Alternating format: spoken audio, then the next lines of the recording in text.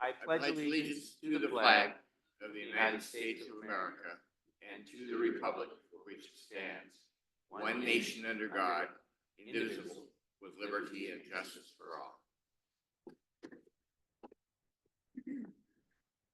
Good morning, everyone, and welcome to our Thursday morning, August 8th meeting of the Board of County Commissioners. My name is Andy Hunthausen. To my left, Commissioner Tom Rolfe. Morning. Good morning, Mr. Chairman. Brandy Spangler is over here. She'll be taking care of us today. Good morning, Brandy. And to my right, Commissioner Candace Payne. Good morning. We have Deputy County Attorneys Keegan Shea and Nico Hash. Morning, gentlemen. And Roger Baltz, our Chief Administrative Officer. Prior to jumping into the agenda, again, I'll repeat that there is a sign-in sheet in the front as well as agendas. We'd like to have a good record of who's attended our meeting, so please sign the sign-in sheet prior to leaving today or anytime during the meeting. Pass it around, whatever is the most convenient for you. And we will start, Mr. Baltz, with our consent action item. Thank you, Mr. Chair and Commissioners. This is item 2A on your agenda today. It is Resolution 2024-84, declaring county surplus property. Staff recommends approval of that item. Thank you, Commissioners. Commissioners, any questions, comments related to the consent action item? Is there any public comment on this item, on the consent action item? On the consent action item? Hearing none, seeing none, Commissioners, is there a motion, please? Mr. Chairman, I move that we approve the consent action item 2A as presented by Mr. Baltz. Second. Moved and seconded to approve consent as presented. Further discussion? All in favor of the motion signify by saying aye. Aye. Aye. Thank you very much. Next item on the agenda is an interagency agreement between Lewis and Clark County and the Montana State Office of Court Administrator. Good morning.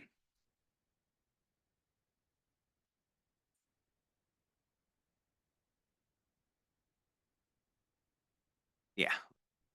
Thank you. Being too quiet. Good morning, Chair, Commissioners. My name is Kellie McBride. I'm the Director of your Department of Criminal Justice Services. And before you is an interagency agreement between the State of Montana Office of Court Administrator and Lewis and Clark County.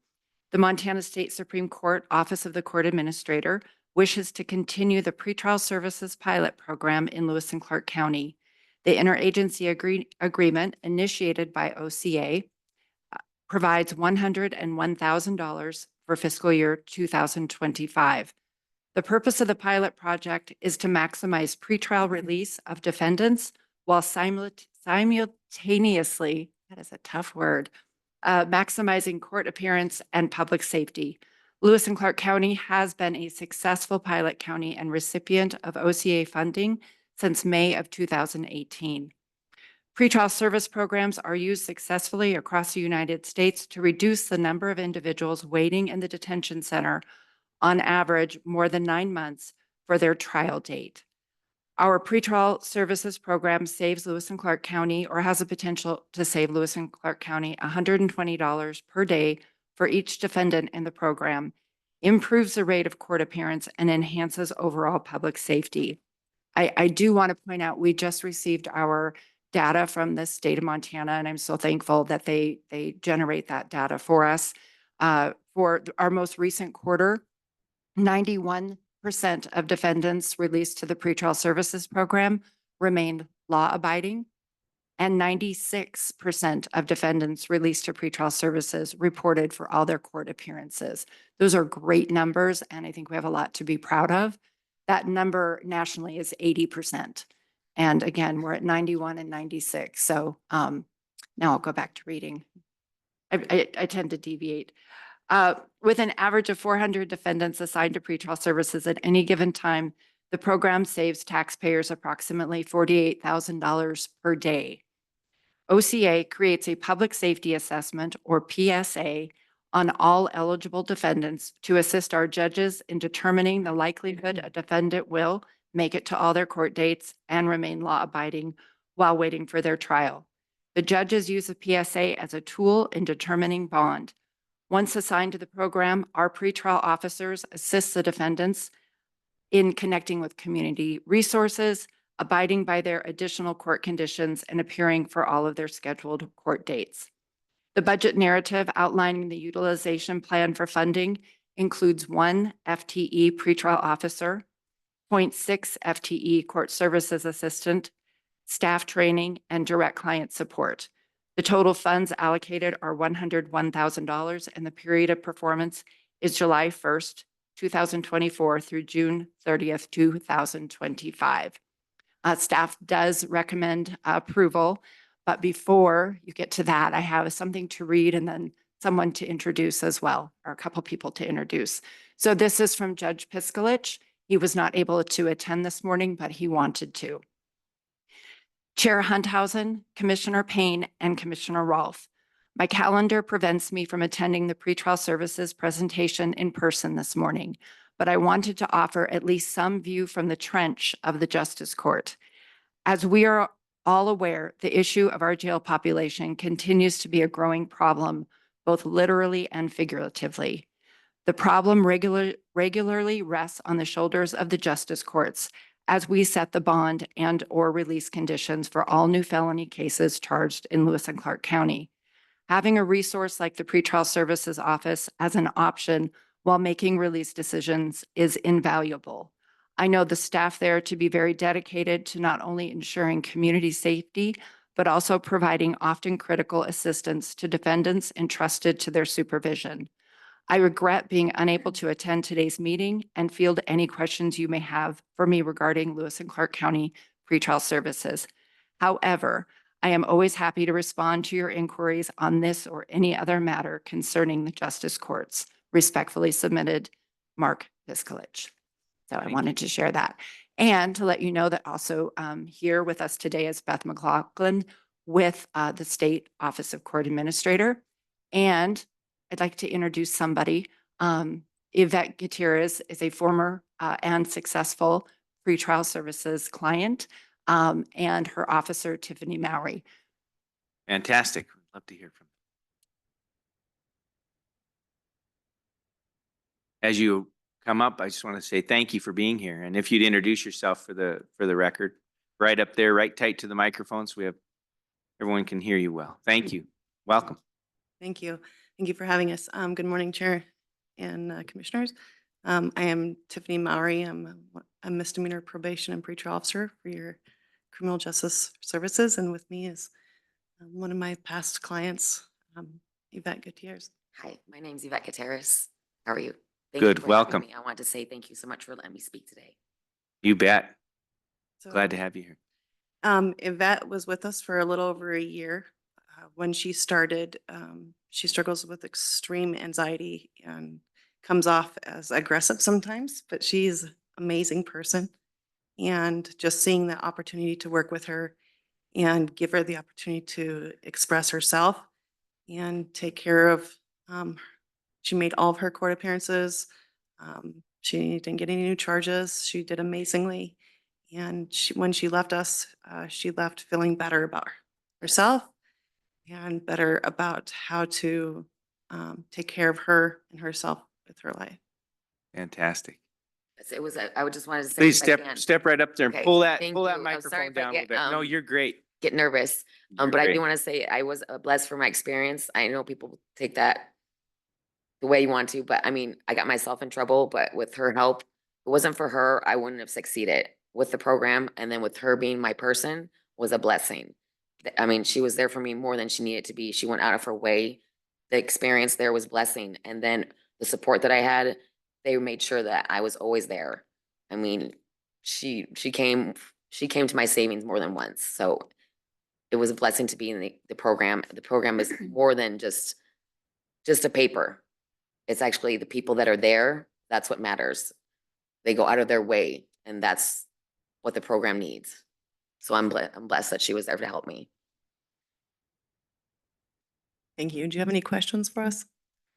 Well, I just want to thank you very much for being here and being willing to Yes. come up and tell us a little bit about your story. Appreciate it. Appreciate the good work. So commissioners, anything you'd like to ask? Got a comment. Commissioner Payne? I have not been in your situation, but I've been in tough situations.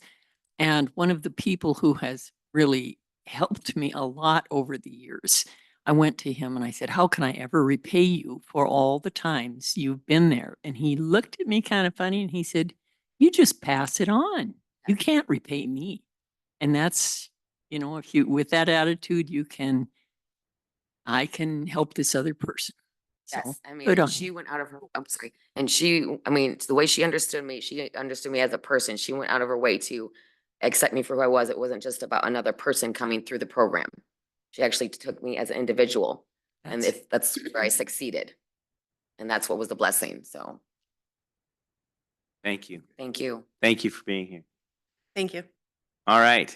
Wonderful. Thank you. Thanks. And I don't know if Beth wants to, you get. I just want to point you out and appreciate you very much. And the partnership is fantastic over the years. Grateful for not only the funding, but the partnership and the guidance. And I think we're on the right track. It's not without humps and jumps once in a while, but we're on the right track. And I think Director McBride's explanation of this interagency agreement was solid and complete. However, I'd just like to recap a couple of things, and that is that the intent of the program is to, with those dependents that their PSA, which is their assessment, public safety assessment, if that public safety assessment is such that the judge and those that are working on the case, essentially the judge, recommends pretrial, then those folks can be signed to Kellie and her team, as we just saw. And the intent is to help people show up for court and make sure that they're not committing new offenses. And that often is an alternative to being in the detention center and waiting for your court date. So this is pre-trial, as we've said, and it really can alleviate the detention center. It works with people in a more humanistic way and has really good results. Again, 91% of the folks are, and 96% showing up for their court dates and not committing new offenses. So I would say that's working. And if we can take pressure off the detention center, which is something that all of you pay for as well, and it's one of the more expensive places that we can work with people. So this is a much more cost-effective way to do it, and it's a more human way to do it, effective, and I think the outcomes are good. So thank you very much, Kellie. Really appreciate that work. And commissioners, any questions about the interagency agreement at this point? How about public comment on this item? Public comment on this agreement that is being proposed. Any public comment? All right, commissioners, is there a motion, please? Mr. Chair, I would move to approve the interagency agreement between Lewis and Clark County and the Montana State Office of Court Administrators, of the Court Administrator, as explained by Ms. McBride. Second. Moved and seconded to approve the interagency agreement as presented. Further discussion, commissioners? Yes, sir. I just really want to say that I believe this is a successful program. Helps people to get on the road to recovery and rehabilitation faster. And it, again, like mentioned, it does relieve the pressure on the jail. We're already over full on the remodeled jail that we have right now, the detention center. And so this takes some of the pressure off of that. And I think it makes a difference for people like we just heard. So I'm very supportive of the program. Thank you. Anything else? All right, all in favor of the motion signify by saying aye. Aye. Aye, thank you very much. Appreciate it. Thank you for being here, all. We'll move on to the next item on the agenda, which is Resolution 2024-83, levying assessments upon benefited properties within road improvement districts and rural improvement districts in Lewis and Clark County, Montana. Good morning. Good morning, Mr. Chair, Commissioners. My name is Jessica Makus, Special Districts Program Coordinator for Lewis and Clark County. Today, you will be holding public hearing to hear comments and objections regarding the adoption of a resolution to levy and assess an annual special assessment upon benefited properties within rural improvement districts in Lewis and Clark County. When rural improvement districts or RIDs are assessed, that assessment goes into a specific fund that is just for that specific RID and can only be used for maintenance that is detailed in the resolution that created that specific RID. Each year, special districts program staff analyze each of those specific funds, each of those individual funds. We review the current assessment and how that assessment revenue compares to projected expenditures for the year. We look at annual maintenance items needed and also project cost for chip seal cycles, which occur every 7 to 9 years on our hard surface roads included in RIDs. We use that analysis to identify RIDs that need an assessment increase to continue to receive maintenance as intended in the resolutions that created those districts. We also use that analysis to determine how much an increase should be. We meet with residents of those districts during evening public meetings to go over budgets and the reasons we recommend assessment increases. These districts are presented in individual public hearings with individual resolutions to increase those special assessments. Occasionally through this process, we also identify RIDs that are projected to grow a cash balance once we account for anticipated revenue against projected expenditures. For those districts, we recommend assessment decreases. To be clear, all financial information for all of our RIDs is public information and available upon request at any time. For all other RIDs, with no change necessary, we address these through one resolution in the same public hearing. And that is what we're here to do today through this resolution. The RIDs before you have no recommended changes and will be assessed at the same rates they've been assessed since last year. However, by statute, we are required to hold this public hearing and send legal notice to all benefiting property owners and allow time for public comment or objection. Legal notice of the assessments and this public hearing date was sent to all property owners within each of the RIDs included in the resolution before you. In addition to the notice of public hearing, district background information, maintenance details, and current financial information were summarized in the mailing. Staff contact information was included as well, and staff fielded calls from property owners inquiring about information related to the districts. It is our hope that these notices will continue to generate communication between the county and the residents in these districts and to establish points of contact for residents in the future. In addition to the mailed notice, legal notice was also published in the Helena Independent Record on July 13th and July 20th, 2024. One letter of protest was received for the Elkhorn RID, and I have that for you this morning for each of you. Additionally, we received 2 letters of support, one from the Skyview Rural Improvement District and one from the York Rural Improvement District. And I've included copies of those support letters as well. Overall, we sent notice to over 12,000 property owners throughout Lewis and Clark County. I will pass out these notices for you. But I just will end that staff recommend approval of this resolution to levy and assess these districts. And I'm happy to answer any questions that you have. Great. There might be a couple of questions, but let's hand those out first. If you could, please.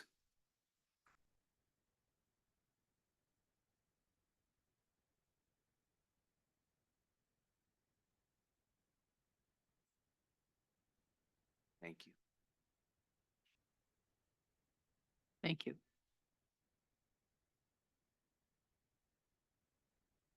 Okay, just a couple of questions and maybe recap here. Yeah, please. Prior to taking public comment, maybe the other commissioners have some questions as well.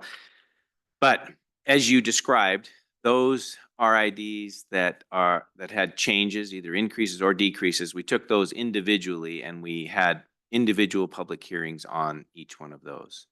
Mr. Chair, that's correct. We hold those in a separate public hearing. And these RIDs today are proposed no changes. So we're doing them in a large group because there's no changes one way or the other. You also described that, and it's often a question, I'm just trying to preempt some of the questions that Yes. appear on a regular basis. You already said this, but if I'm in an RID and my whatever, I'll say my investment there can only be used for my RID. It can't be used somewhere else in the county or for another project or anything like that. So it stays in that special account for that RID. In addition to that, the original or the current, resolution for my particular RID, whatever that says in that resolution, that's the only things that we can spend those dollars on. So if mine says it covers snow plowing, grading, and culvert cleaning, I'm not they're all a little bit different. But Sure. let's say mine says that, and my neighbors say, well, geez, we'd like to have it paved or something else. That's not part of the resolution. So in order to do something different than is in the resolution, we'd have to create either a new RID, have to dissolve the other maybe, and create a new one to do something different. So I'm just kind of preempting some of those questions. Any comment on that, or anything you'd like to add to that? Mr. Chair, that was an excellent summary of how this works. So when we have an RID, that RID is assigned a special entity code to track that revenue. It's assigned a special fund number to track expenditure, and those are tracked together in our financial system. So, when assessments come in for that particular RID, they're put into a specific fund for that district only. And as you said, those dollars can only be used for that district and for those maintenance items that were identified on that resolution that created the district.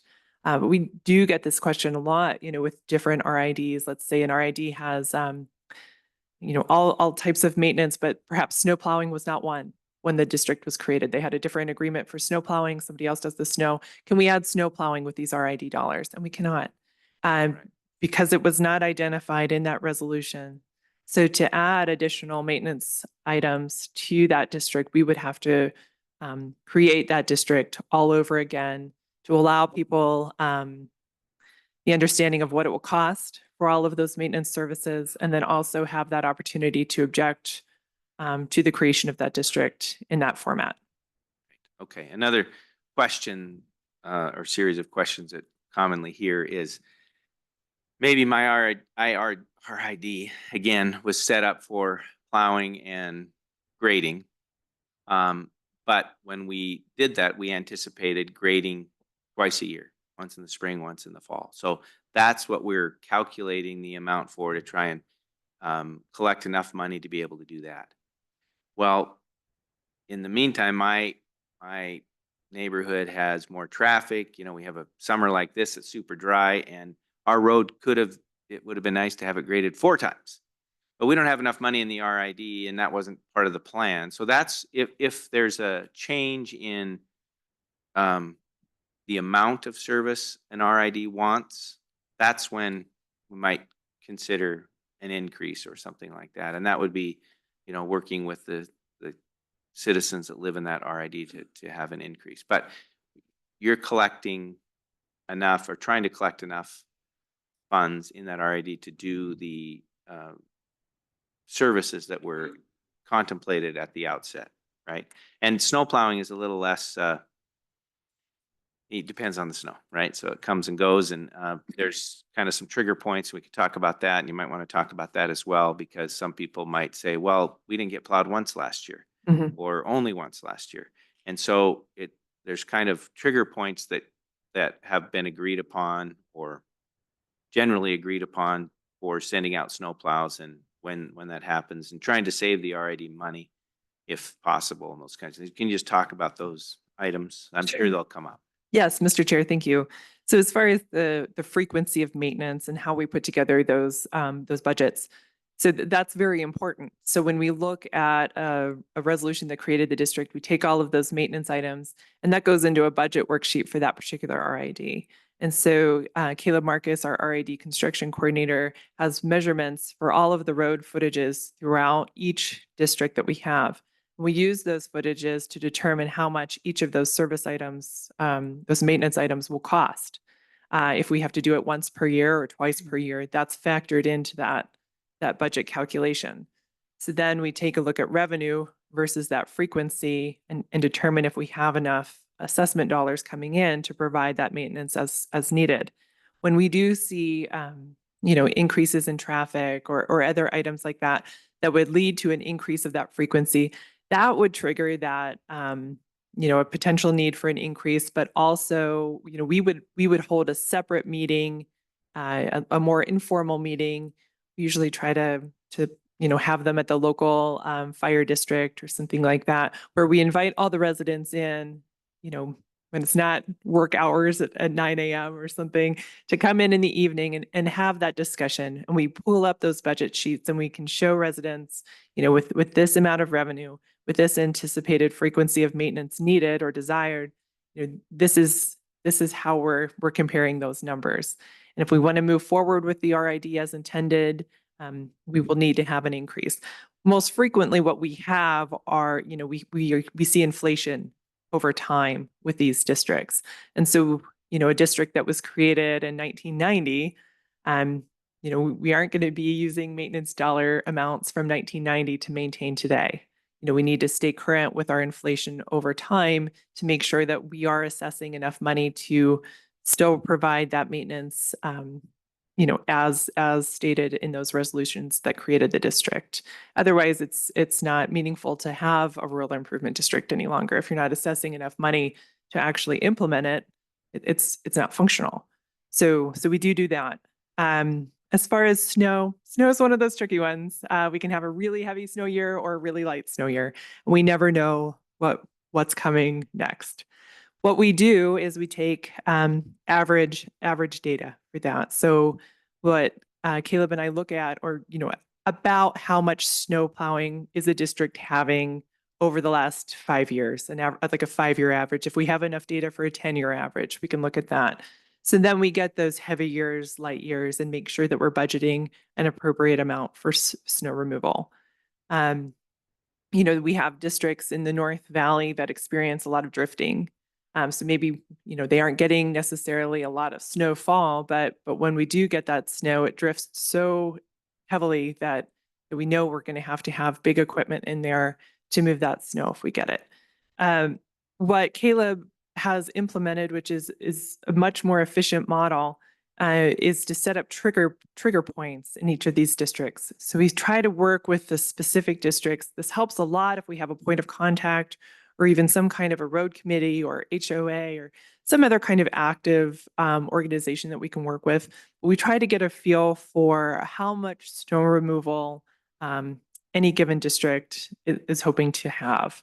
And so that ranges from 2 inches in some of our hard surface districts where it's helpful to get that snow off those roads more frequently before it gets packed down and icy, or for some of our gravel districts where we can leave a little bit more snow on there. Maybe it's 5 to 6 inches, and we try to work with folks on how much snow removal they want. That's one area we have a little bit of latitude.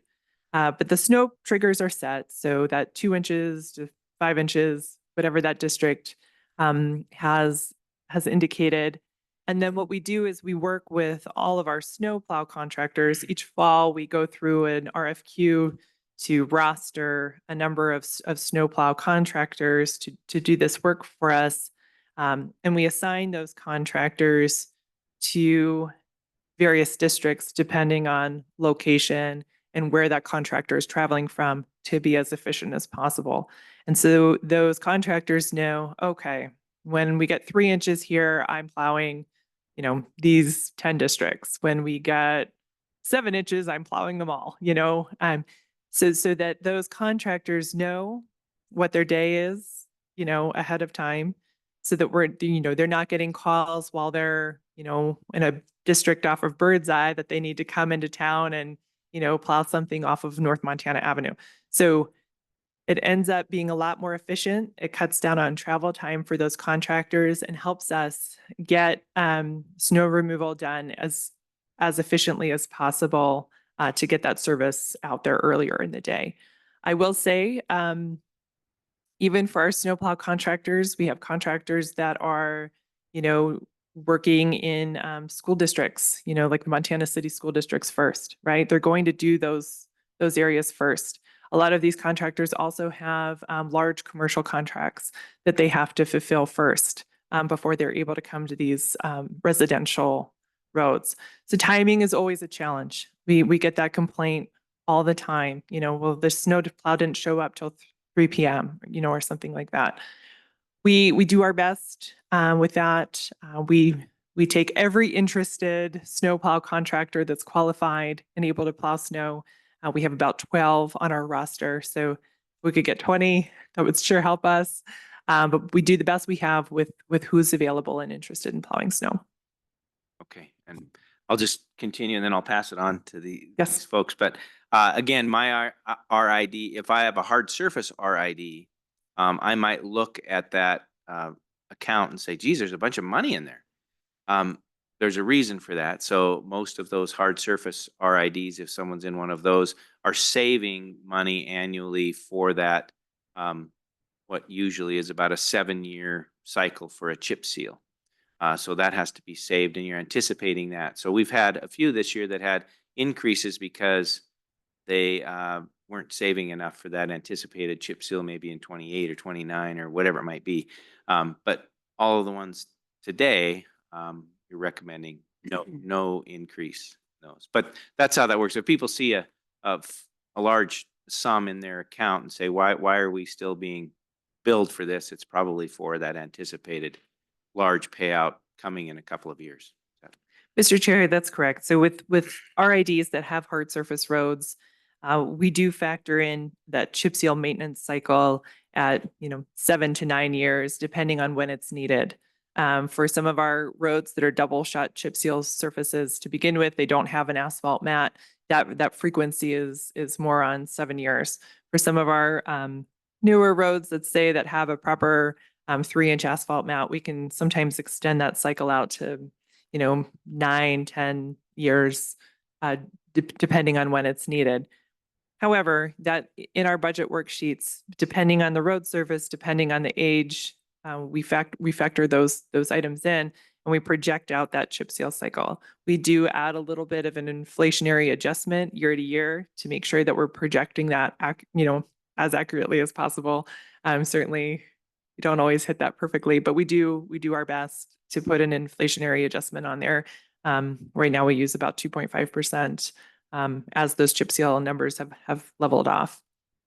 But yes, sometimes in that total balance of the RID fund, we can see a larger amount, and that may be because that chip seal cycle is coming up soon. That's definitely a reason that we would potentially increase an RID assessment if needed to make sure that we're staying on track, not only with that year-to-year maintenance, like the snow plowing, the pothole patching, items like that, lower cost, higher frequency, but also that lower frequency, high cost item like that chip seal cycle. And again, Caleb Marcus, our RID construction coordinator, is really good about visiting those districts. If a district can wait, if the road still looks really good, we can extend out that cycle, maybe another year, maybe another 2 years. However, when that maintenance needs done, it needs done. And what we do is try to prevent, going beyond that point where we've deferred maintenance too long, and now a road is in a point where it's not going to recover. We're not going to get it back to that good condition. So when we need that chip seal money in there, we want to make sure that we have it so that we don't get into a point where we let a road unravel and cause long-term damage. So that's generally how we budget that component. It is a little bit more difficult to predict, but we do try to do it as early as possible to keep those increases, if needed, as low as possible, if we can. Thank you. Questions, commissioners? Any questions? Or just I think very well explained. I think that's to note again, these are districts that are not being changed. We've Right. dealt with the ones that required changes during the year as it was taken care of. And in all cases, the public has an opportunity to participate in it. Okay, anything else you want to add prior to moving on? No, thank you, Mr. Chair. All right. So, all of that is preliminary to offering an opportunity for public comment and public input. So just as we do this, I'm assuming that most of you are here for this particular item. You are welcome to address the commission. And what I'd ask is that you just line up, come one after another to the microphone. And if you state your name, and then if you know the district or neighborhood you're in, let us know where you are, so we kind of get at least a general picture if we can. And give us your comment, please. Welcome, sir. I'm Jonathan Jackson. I live at 1990 Harvest Loop, which is just off Spokane Creek Road. And it's Harvest Loop RID. When we first developed that subdivision, we tried to get our neighbors to do our own road work because our loop is paved. And we were going to assess each homeowner $100 a year to keep the road up, snowplow, et cetera. We had several homeowners who said they didn't want to do that. We went into the county and had an RID established. And the first year, it came out on our property taxes as a $400 charge, which was fine because it had to establish the fund. I had no problem with that, and I signed an approval of the RID. The only question I have is I live on the backside. The two entrance roads into our subdivision are paved, as is the entire loop. It's paved. However, the two roads on the backside, which I border one, me and my neighbor, is dirt. And my only question is when the chip sealing is done, I know they pour down oil, they add rocks to it, chip seal, and then they sweep up those extra rocks. Can those rocks be used, those little chips, can we use those to put on those two little back roads between, so the two neighbors or four neighbors that use them can help keep on the dirt to put those chip seals on that part? That's all I'm asking is that, I don't know, I guess that's probably that lady there I need to ask. But I know we're paying for that chip seal within our rights, and it's being chip sealed. But can we keep those chips and use them on those two little back roads that are only used by four neighbors, but to prevent that road from breaking down and it's continually breaking down because it's just dirt. Sure. Great. Thank you, Mr. Jackson. It's a good question. And I should have said this at the outset as well. Jessica's going to be writing down all the questions, and she's going to try and address all of the questions after public comment. Okay. So we won't address them as they come up, but So good question. Thank you. We'll try. probably I can go to her office later, not today, and maybe address that with her to address that because like I said, we paid for those chips when they did our road. I'm just saying, instead of hauling them off some other place, they can be placed on those two little side roads. Right. Thank you very much. So she's got that down and she'll try and answer that question. And if there's opportunity, she can meet with you later. Thank you. Who's next? Good morning. Welcome. Morning. My name is Catherine Oakey, spelled O-C-K-E-Y. My husband Randall and I live in the Bel Air subdivision at 1005 Cheyenne Road. We have lived there for 23 years. When we moved there, there was no RID. It was beyond horrible. You couldn't even drive. This is an obstacle course for the potholes and everything. And we spent a lot of time in 2003 and 2004 with the county and getting the RID set up with lots of meetings. So we're just here to support this and say, you know, this is a second renewal, 10-year renewal for the Bel Air RID. And it's been fabulous. There've been some little quirks along the way, but the county staff has been fabulous to respond to us. A phone call, I've come in a couple of times, but they have been very, very responsive and to solve our problems. So I just want to say thank you on a positive note. It's great. Thank you. We Thanks. so appreciate your comments today. Thank you very much. Good morning. Good morning. I don't need this microphone. I got a big mouth. Colorado Gulch Road. Your name and address for the record, Jerry please? Strong. I'm sorry, My name is Jerry Strong. Jerry Strong. Thank you. Colorado Gulch Road, 1992-1. We used to have a weight limit on that road. So these big tractor trailers and these big machines didn't run up and down it. The base of that road is not made for heavy duty equipment to be hauled up and down it. But I live at the base of it, and I notice the weight limit sign is no longer there. And my question is why they took the weight limit off of it, because they used to have to get a permit if they were going to haul these big, heavy equipment up that road. So my question to you is, Thank you. what happened to the weight limit and what happened to the permits? Thank you very much. We have that question down. We'll try and answer it here at the end of public comment. Thank you. Thank you so much. Appreciate you being here today.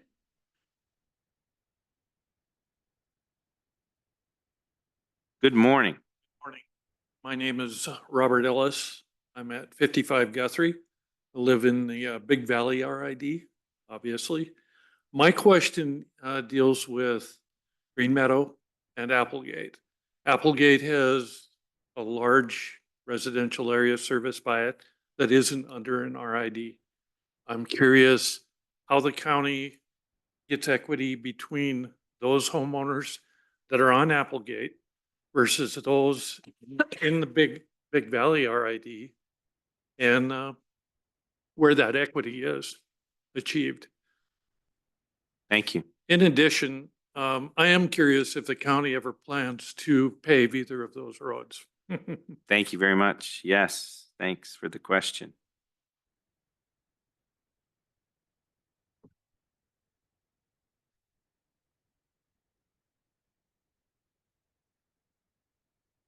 Good morning and welcome.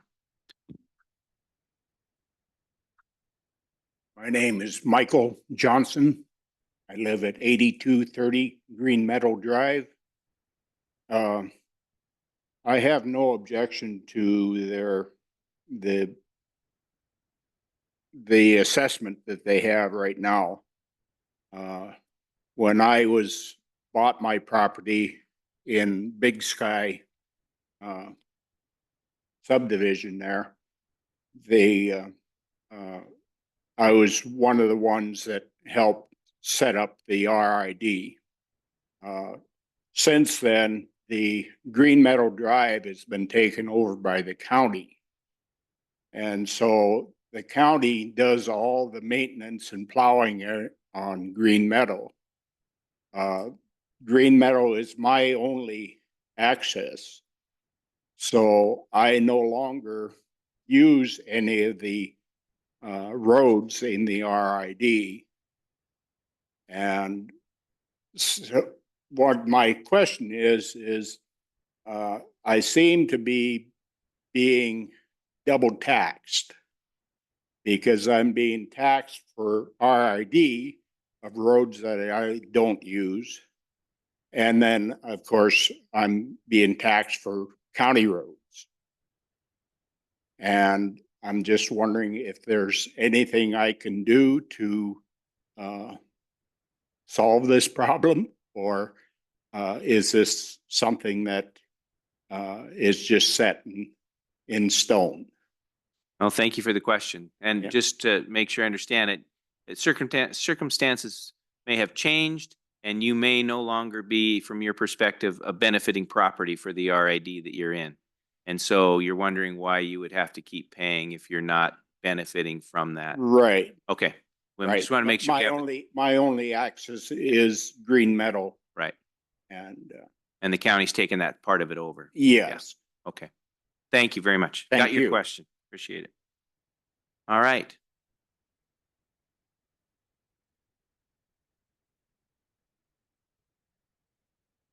Good morning, sir. Morning. My name is Nels Harum. I live at 105 East Cabot Road. And my question is, once county equipment goes on this road, it becomes a county road. And I've got pictures to prove the county road grader, water trucks, and other equipment was used on Prairie Road, on the west side, and also Diamond Springs. They were maintaining the road there. So that should do away with that, this IUD instantly. And because they did it, and I can give you the exact date that August the 12th of 2022 at 10:07 when I took the pictures of the road graders and the equipment working on that road. And once the county goes in and uses county equipment, which is taxpayer equipment, then it's county road. And then on the other problem we have is the gentleman that you have in charge of the road up there on Cabin Road, he narrowed the road up to 17 feet. And he also narrowed the road down on the S curve that's really bad to 19 feet. Because they come in there and dug a ditch and didn't dig it out of the bank, they dug the ditch out of the road. And it's very much a safety hazard. That's where we've had several wrecks on that S curve. And we need it taken care of. Thank you very much. I think we have your questions down and we'll try to address those at the end here, what we can. Some of them we may have to do a little research on, but thank you very much for being here today and for your comment.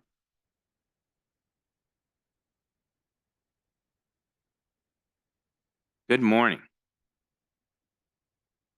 My name is Jean Purvis, and I'm in the Elkhorn Road RID. Can you say your last name again? I'm sorry. Purvis, Purvis. P-U-R-U-S. P-U-R-U-S. Okay. Mhm. Elkhorn? Uh-huh. Thank you. And I first want to give kudos and compliments because we established ours in 2009. It was, in my opinion, the best thing we ever did. Everything's been wonderful. I just want to see if I can make 2 points. Does anybody have any information on Leadcore, who was up there putting conduit on our road? I'm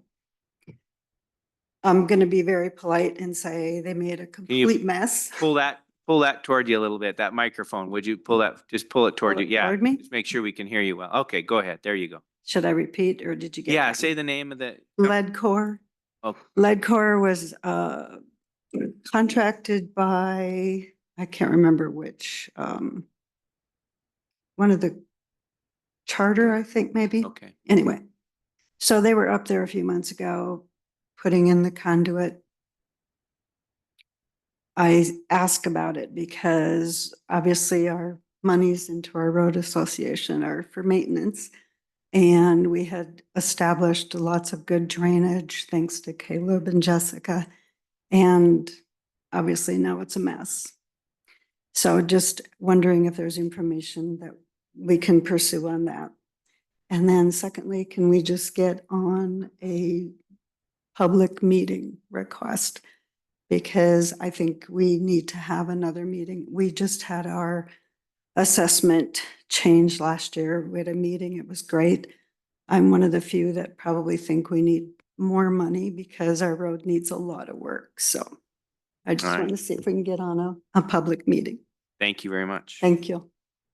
And as the next person's coming up, I'll just mention that if you feel like you want to have a community meeting with our staff, they're open to doing that and talking about your RID in more detail if there is that request.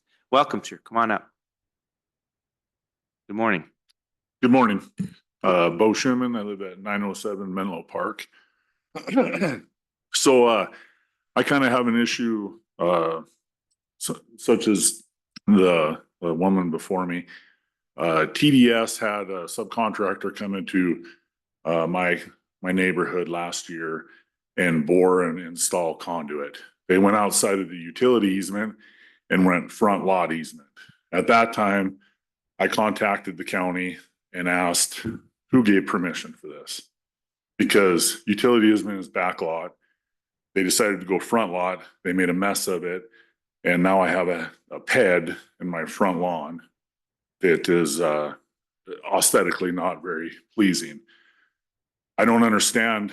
At the time, I was told that the county gave permission because the county owned the road. Now with the RID things coming into place in the road maintenance that we have, the count that falls on to us as residents of this neighborhood. And now the county doesn't own the road. So I need to understand who gave permission for TDS to have their contractors go front lot easement and not stay in back lot. And why at that time it was okay for the county to give permission. And now when the road improvements need to happen, it's not the county's problem. So 2 questions there. Why is TDS having these contractors come in and put the conduit wherever they want? And then after that, why are we then responsible for maintenance of the road and the problems that they created in the front lot? Thank you very much for the question.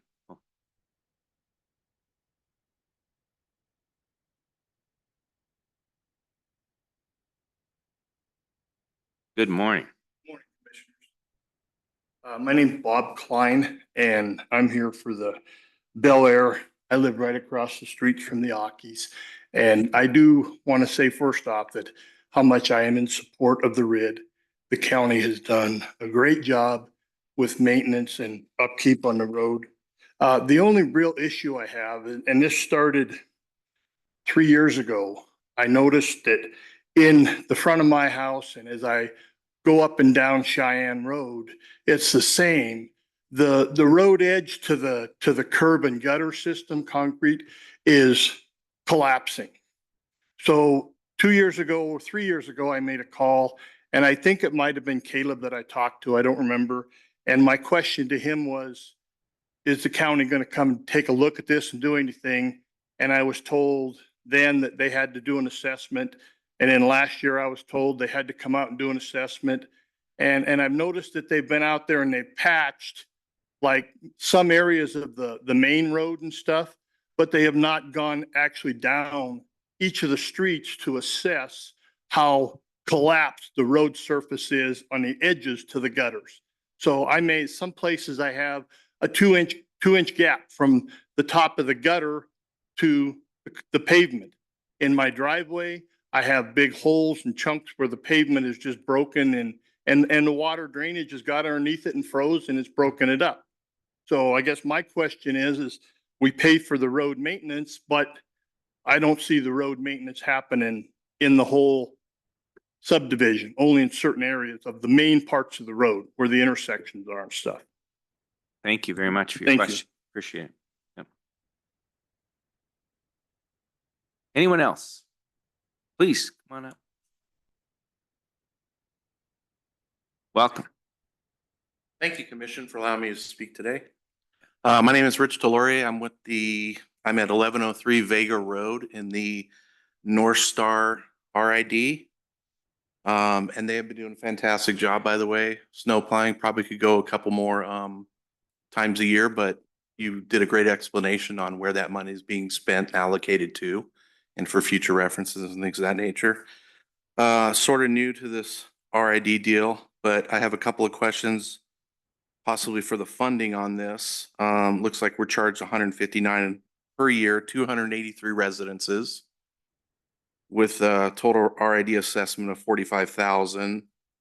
It looks like up to Q3, we're at $10,000 of that spending of the 45, but there's still almost 300 grand in there. So our streets just got chip sealed this last spring. So is there a way to contact somebody regarding the financials and where this money is being spent? And can we allocate it potentially for more culvert cleaning or things of that nature within our RID? Great question. We'll try it. Okay, thank you, sir. Thank you very much.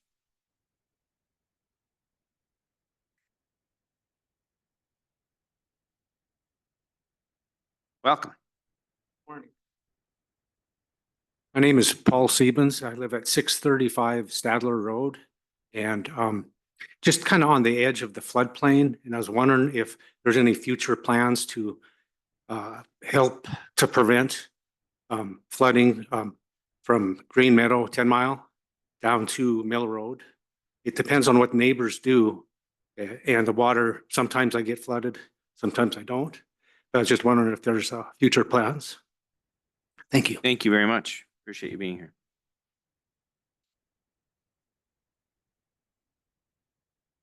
Good morning. My name is Sheila Magby, Maghby. I live at 2619 Pike Drive. I'm in Eastgate 2, Say your address again. 2619 Pike Oh, Drive. you're on Pike. Mhm. Gotcha. Eastgate 2. And Thank you. my big question is both Remington and Boundary, which are our main entryways, are in terrible shape. There's been developments to the east of our development, and there's a lot of traffic going down both. We also have a semi that sometimes parks there. He goes down the side streets to go back out to Lake Helena. And I'm wondering if, the streets need to be repaired. And they've been looking into it. And I'm just hoping something can get done. Thank you very much. Thank you. Appreciate it.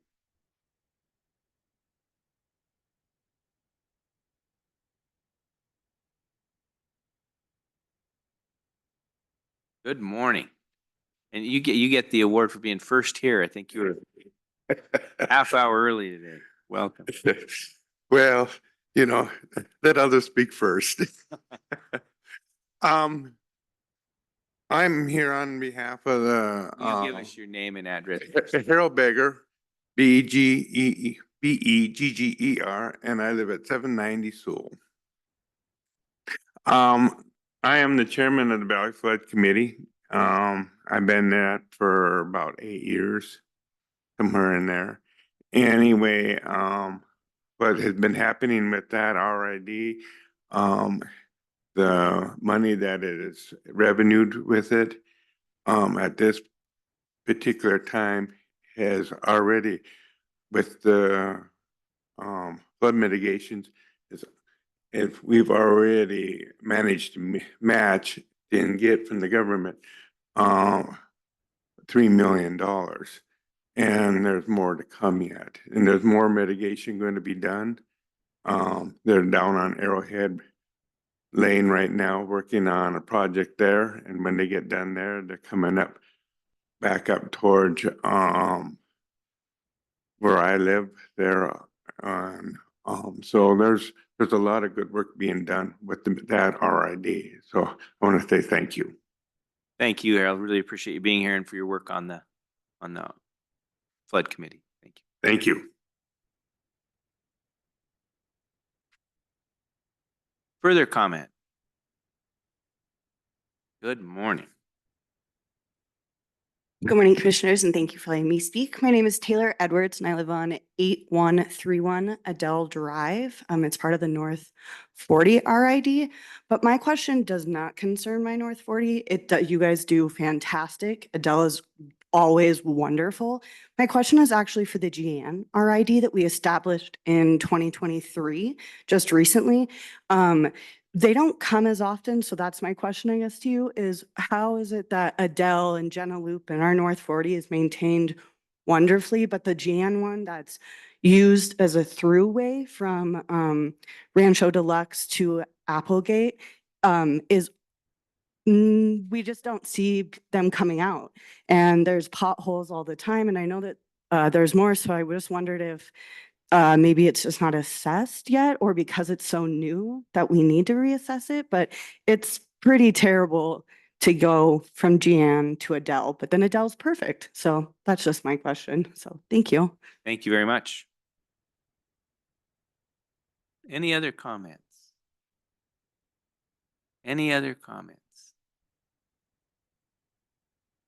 Any other comments?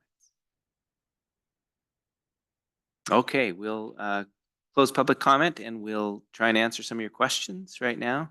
Well, Jessica's coming up. I'll try and piggyback on Harold's comments, which were about the Valley Flood Committee. And Mr. Stevens, I think, asked a question about flooding. And that RID raises a certain amount of money every year. And there is a Valley flood plan.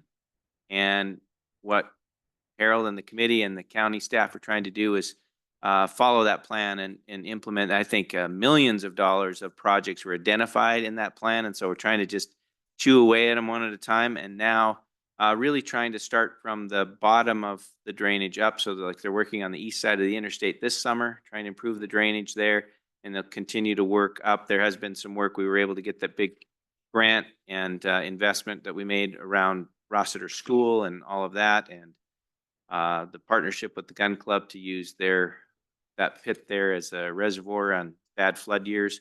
But the intent is to work backward toward Green Meadow Drive and eventually chip away at all of these flood mitigation projects along that corridor. But I'm looking at you two gentlemen because after the meeting, it'd be great to talk, because Harold, you could probably educate Mr. Stevens on all the things that are coming. And that plan is on our website as well, so you can see when things are coming together. So anyway, thank you. Jessica, I'll turn it over to you. Thank you, Mr. Chair, and thank you to everybody that provided public comment. I appreciate the time today that you've taken to come here, and I'm going to do my best to answer some of the questions. And if there's any follow-up that we need, we'll certainly set that up. First, to Mr. Jackson on Harvest Loop, that is the Wheat Ridge RID. That RID is assessed at $280 per property per year. As far as using the chip seal, the extra rocks that are swept off, to put onto the gravel roads, my understanding is that type of gravel that is put on a chip seal is not necessarily the type of gravel that you would put on a gravel road. And additionally, the amount that you would get off of that sweeping after a chip seal is not going to be substantial enough, to re-gravel, gravel surface road.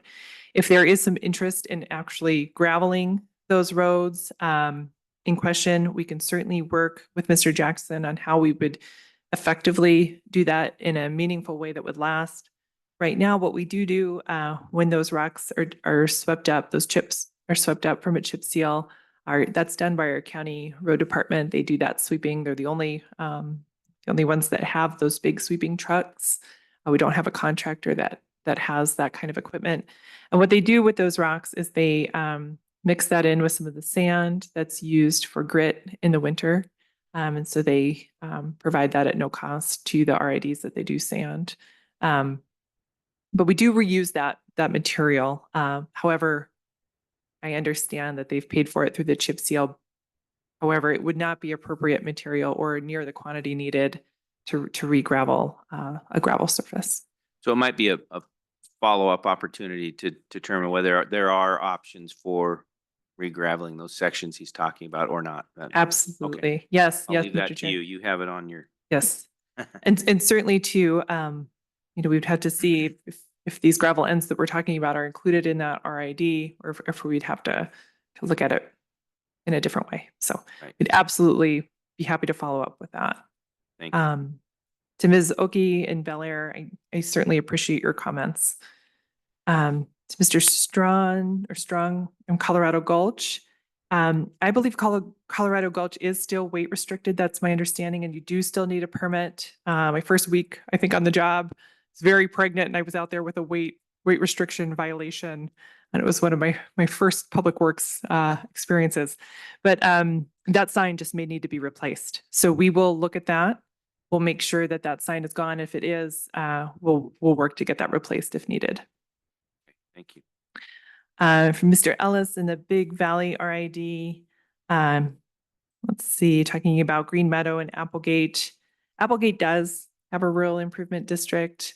That RID is kind of subsidized by some of the county work, but there is an RID for some of that surface preservation on Applegate, on Norris, and I believe part of John G. Mine Road as well.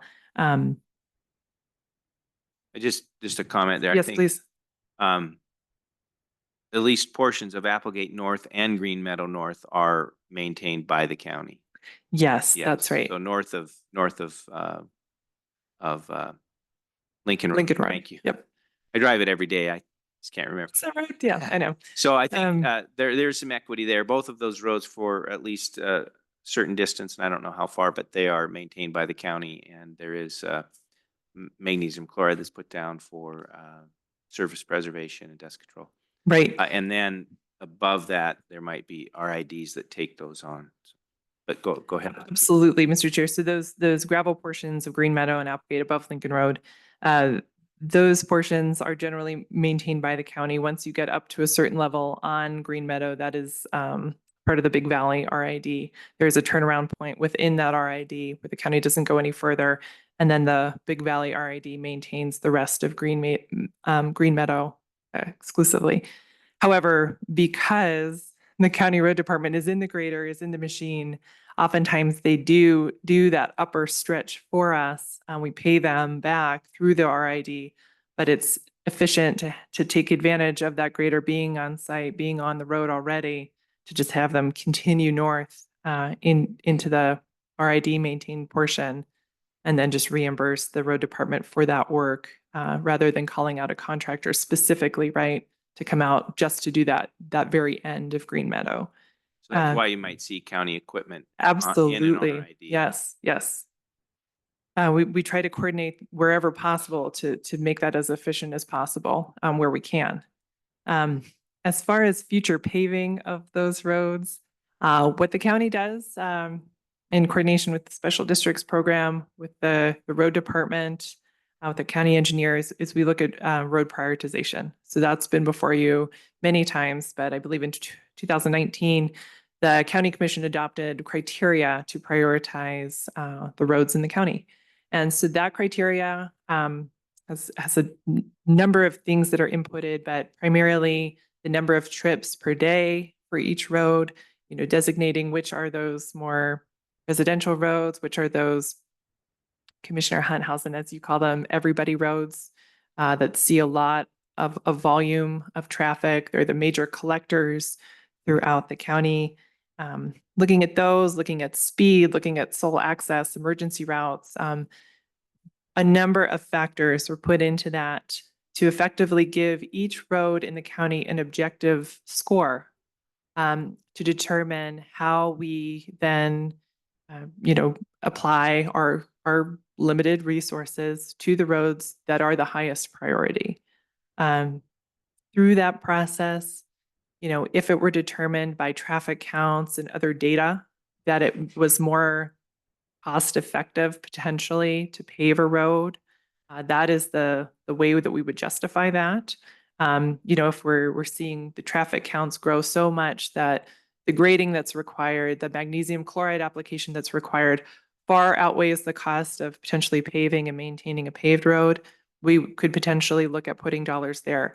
Paving is very expensive, while the upkeep of it sometimes can be less expensive than upkeeping a gravel road with frequent gradings and magnesium chloride application. That initial improvement cost is very expensive. So certainly the county would have to weigh that out against the other roads, everybody roads throughout the whole county. It helps a lot when we're able to potentially apply for federal programs to get some dollars in for those initial improvements. But that's not always an option depending on where certain roads are located. And just to add to that, I think we're fully aware, I'm looking at our Public Works Director. Yes. We're fully aware that Applegate North and Green Meadow North have a lot of trips per day. And if we could pave them yesterday, sure, we'd do it. It is really it's millions of dollars. So to do these roads, and there's a lot that we do. And most of the RIDs we're talking about today are here in the Helena Valley, but we have, of course, roads in Augusta and Lincoln and Wolf Creek and Craig and York. And I mean, there's roads all over the place. So we're trying to prioritize and balance it the best we can, keep them together, but recognizing these two roads in the Helena Valley are heavily used and they're on the radar for sure. But it'll be a funding issue, and as you described, so.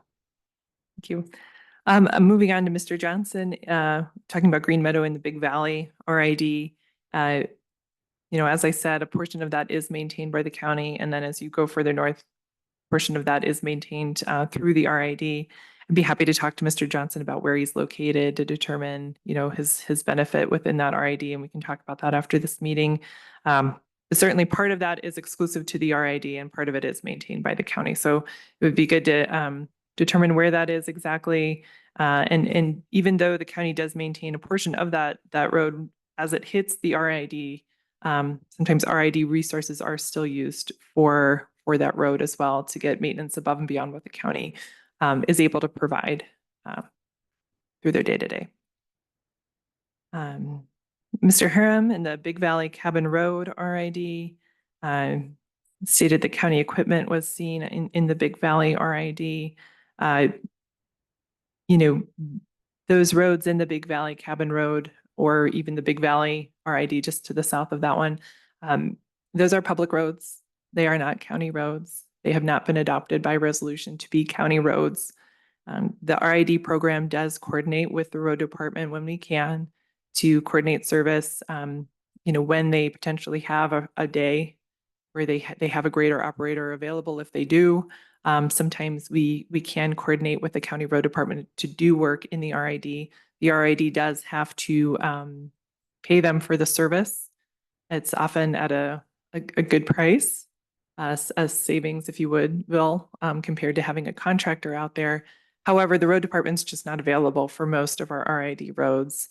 But when we can have a county operator out there, we certainly make every effort to coordinate between the departments to make that happen where we can. So I believe when he stated that he saw county equipment on those roads, I'm sure he's absolutely right. But the RID likely then paid for that service, back to the road department for that. As far as the widths of those roads, our rural low volume roads have different standards than our hard surface roads or even our highly traveled gravel roads like Green Meadow or Applegate. And so we use a different rural low volume standard for those roads, and they do often have a more narrow width than our everybody roads or those major collectors that we see throughout the county. We can certainly take a look at those widths to see if there's an issue out there. But my guess is, as we look further and further north in the county, we see more and more narrow roads. And that's due to that rural low volume classification generally. Ms. Paris and Alcorn, thank you. I always appreciate your kindness. Lead core has been a challenge this year throughout a lot of our RIDs. We're working with the county engineers is getting those maps and those locations where they're working. When they are county roads, we're able to, handle a permit for that process. I agree specifically in Alcorn. I think this is the most egregious, I guess, example that we've had with work being done. We've been monitoring that closely. We've asked them to come back and to fix what they've done. They have come back in some capacity to fix some of the drainage challenges. They do not have road graders. They will not put the road back exactly how it was. So what Caleb and I have been working on with Dan, Carlin, our county engineer, through those maps, with these utility companies, is to try to at least hold off our grading work and some of our work until they're done, putting these lines in there. With public roads, they are able to put those in those public easements. And we don't have a lot of control over that. But what we can do is ensure that they put that back appropriately and patch that up. And then if we can coordinate our grading services after that, we won't at least see a loss in road condition. So it's been challenging to try to wait for some of that through their process. My understanding is they have different crews that do different components of each stage of those installations. But it has been a little bit challenging to be patient, to wait for our grading services to come in until they're complete. What we want to avoid absolutely is having those roads graded and having them cleaned up for the summer and then having the utility company come in the next couple of weeks and we don't have any money then to regrade the road and we end up having a challenge there. So we're trying to do our best to monitor those situations throughout the county. But I know that it has been a challenge for residents and throughout the county. So just to be clear on that, if they, I mean, they have the right to use a utility easement and come in and put their utilities in, but they're supposed to repair the damage that they've had. So if they're leaving messes in the ditches and stuff, we typically contact them. We try to follow up with them, get them to come back. Just speak to that a little. You just mentioned it, but just a little bit more. Mr. Chair, that is our process. So we work with Dan Carlin, who generally has points of contact for these utility companies, to make sure that we are calling them back and staying on top of that to make sure that it can be repaired as needed throughout that process.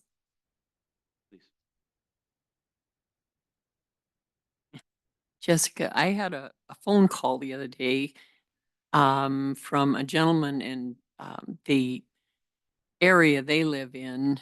The cable was put in between the road and their house in a right of way that the community, they've mowed it, they've leveled it out. It was lovely. So it isn't about getting it regraded.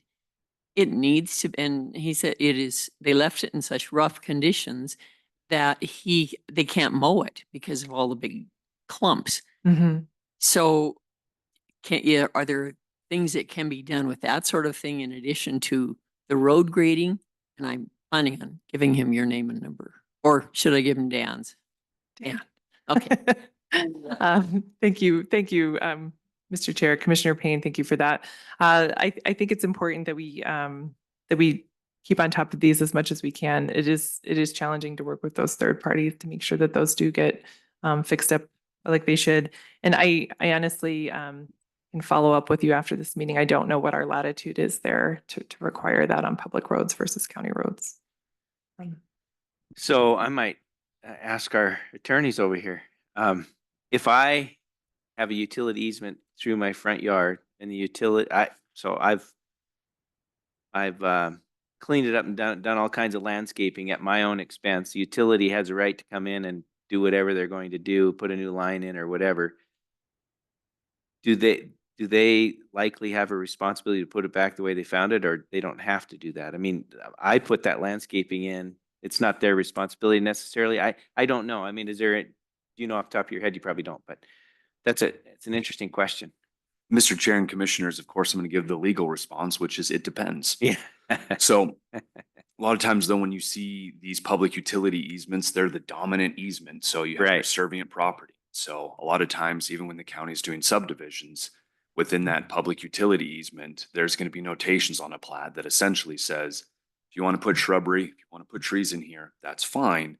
But there's an easement that has a more dominant, I'm going to call it a property interest in that area. So if you put, let's say, a wall in the middle of a public easement, for example, and someone's going to run some pipe through it, they have the right to do that. They may not necessarily have to then build that right back to where your specs were. So it's where when we talk about, when you're looking at property lines and easements, about knowing exactly where that is.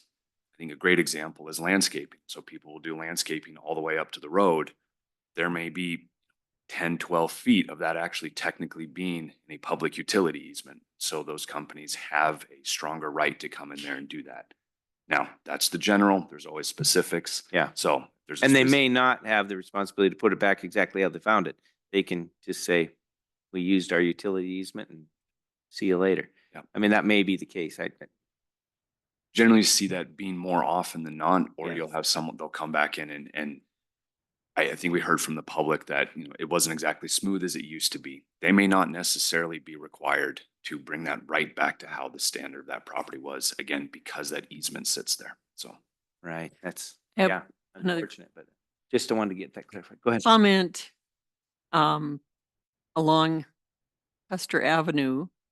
Many years ago, we used to have some beautiful big trees right north of Capitol High School. They were gorgeous. And there is an oil or gas, there's a pipeline that comes through all along Custer. And they said, we're going to come through and cut your trees. And we tried the legal route, tried to get it. Nope, they cut those trees, we lost. The trees are gone. It is a challenge. So I mean, we can work with them the best we can to ask them to put it back the way they found it, but they may not have a legal it, like you said, depends. Depends on the circumstances, but they may not in certain circumstances have the responsibility to put it back the way they found it. Did you want to add to that? Mr. Chair and Commissioners, and again, sometimes it depends if it's a county easement, or I'm gonna call it a county road, or if it's just simply a public access easement. So there's differing jurisdictional authority at play there.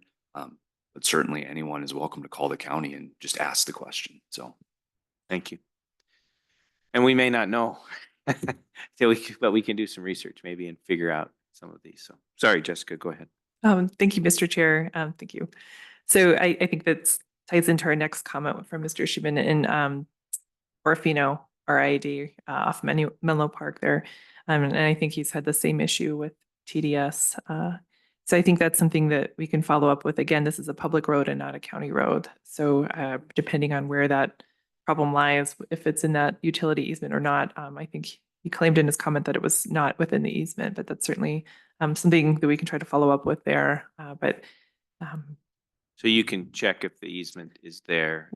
We can follow up with him and see if that easement is on the survey at least, and look at that, and determine if maybe he can follow up with TDS to right that situation. I don't know, being as that it's not necessarily a county road, it is a public road. I don't know how much latitude we have there, but that's certainly something we can follow up on. And the other question I think he had, maybe you're going to that next. Go ahead. I think it was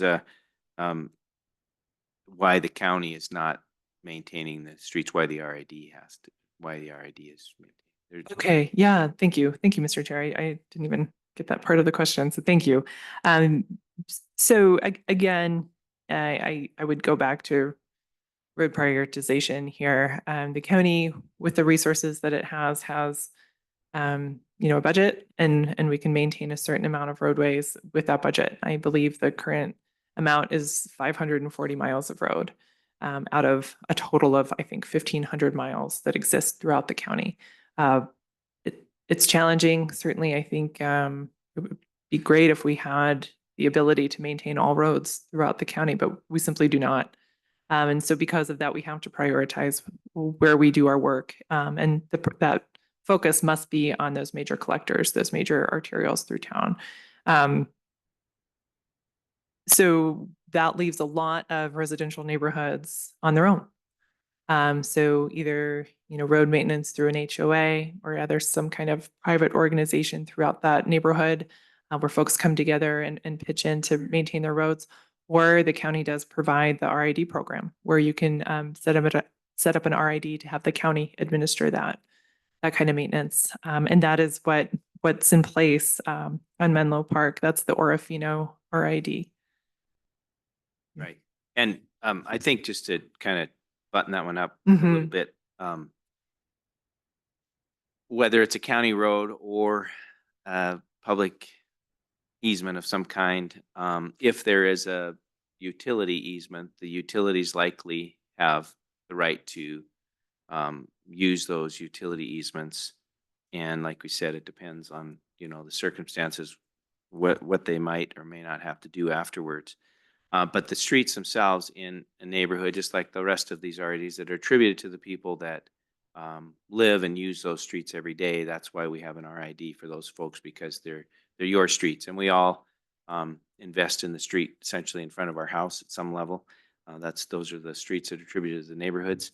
The everybody roads are the roads that we pay for through our general taxes. And that might be, we talked about Applegate, we've talked about Lake Helena Drive, Wiley Drive, Sierra Drive. Those are the county roads that we take care of with the general tax dollars so that everyone can use those roads.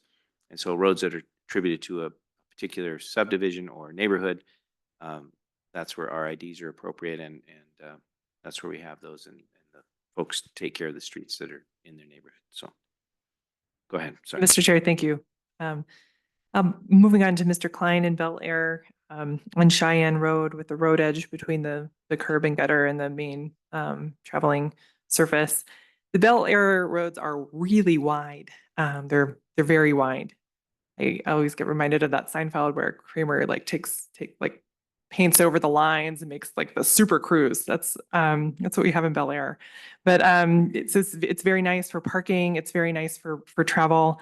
However, it's substantially more expensive to maintain in there. I think what Mr. Klein is talking about is kind of when you get that alligator cracking along the side of the road. It always happens on those sides. And it's hard to say, if you were going to dig that out and repatch that, where do you start? Where do you stop? And we run into that issue when we have that kind of cracking. I think this is one we can follow up with. And I hate to even say that, given that, he mentioned that he's been working on this for 3 years, but we can follow up on that and talk about, even just after this meeting, I think with Caleb and Mr. Klein, to talk about what the solution would be for that area. It may be very well that it might be beyond the point of just simple dig outs and patching.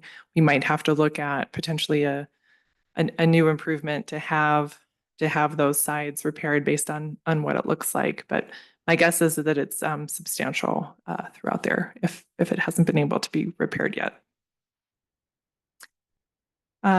Going to the Northstar Rural Improvement District. I don't believe this was just chip sealed. I think Skyview was just adjacent. Yeah, it's been a few years since that one has been chip sealed. So looking at the financials for Northstar, I would be happy to send that out to Mr. Delory to make sure that he understands and what I'm looking at, what he's looking at to make sure that we're in understanding about those financials.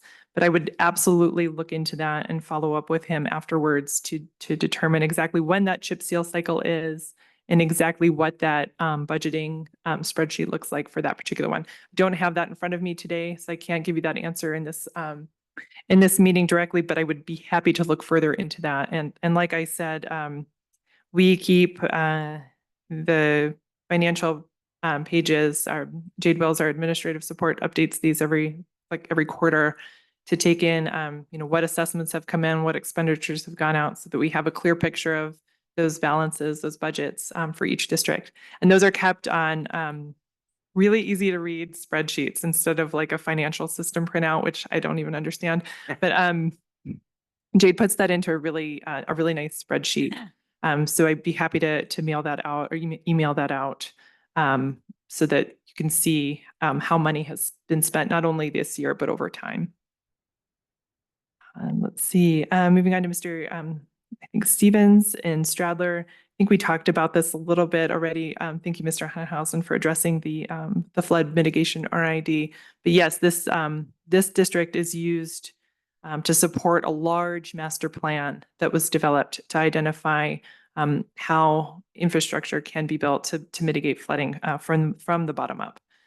So looking for those federal large dollar opportunities and using this fund as match for those projects to systematically address flooding impacts throughout that area of the county. Dan Carlin, our county engineer, handles these projects. He does a really nice job with that. I just send the notice and give him the financial information when he needs it. But he manages those projects and seeks out that money and works to get that grant money and plan those projects to implement that plan over time. He deserves all the credit there. Let's see, Ms. Magby, I think in Eastgate 2, talking about Remington and Boundary, those are in terrible shape. Eastgate 2 is our second oldest rural improvement district in the county. It was created in 1979. It is still assessed $75 per property per year, which was the assessment rate set in 1979. This district was tried to have an increase in 2017, which was largely protested, and it did not pass. I've met with residents in the HOA meeting, Caleb and I both have, over the last 2 years, and have talked about the need for an increase to that assessment to continue to maintain those roads. And it is met with sharp no's around the board. And I understand it, right? We have a lot of tax increase right now, and it's a hard time to talk about a tax assessment increase. However, Boundary and Remington certainly do serve properties beyond Eastgate 2. We've looked at that.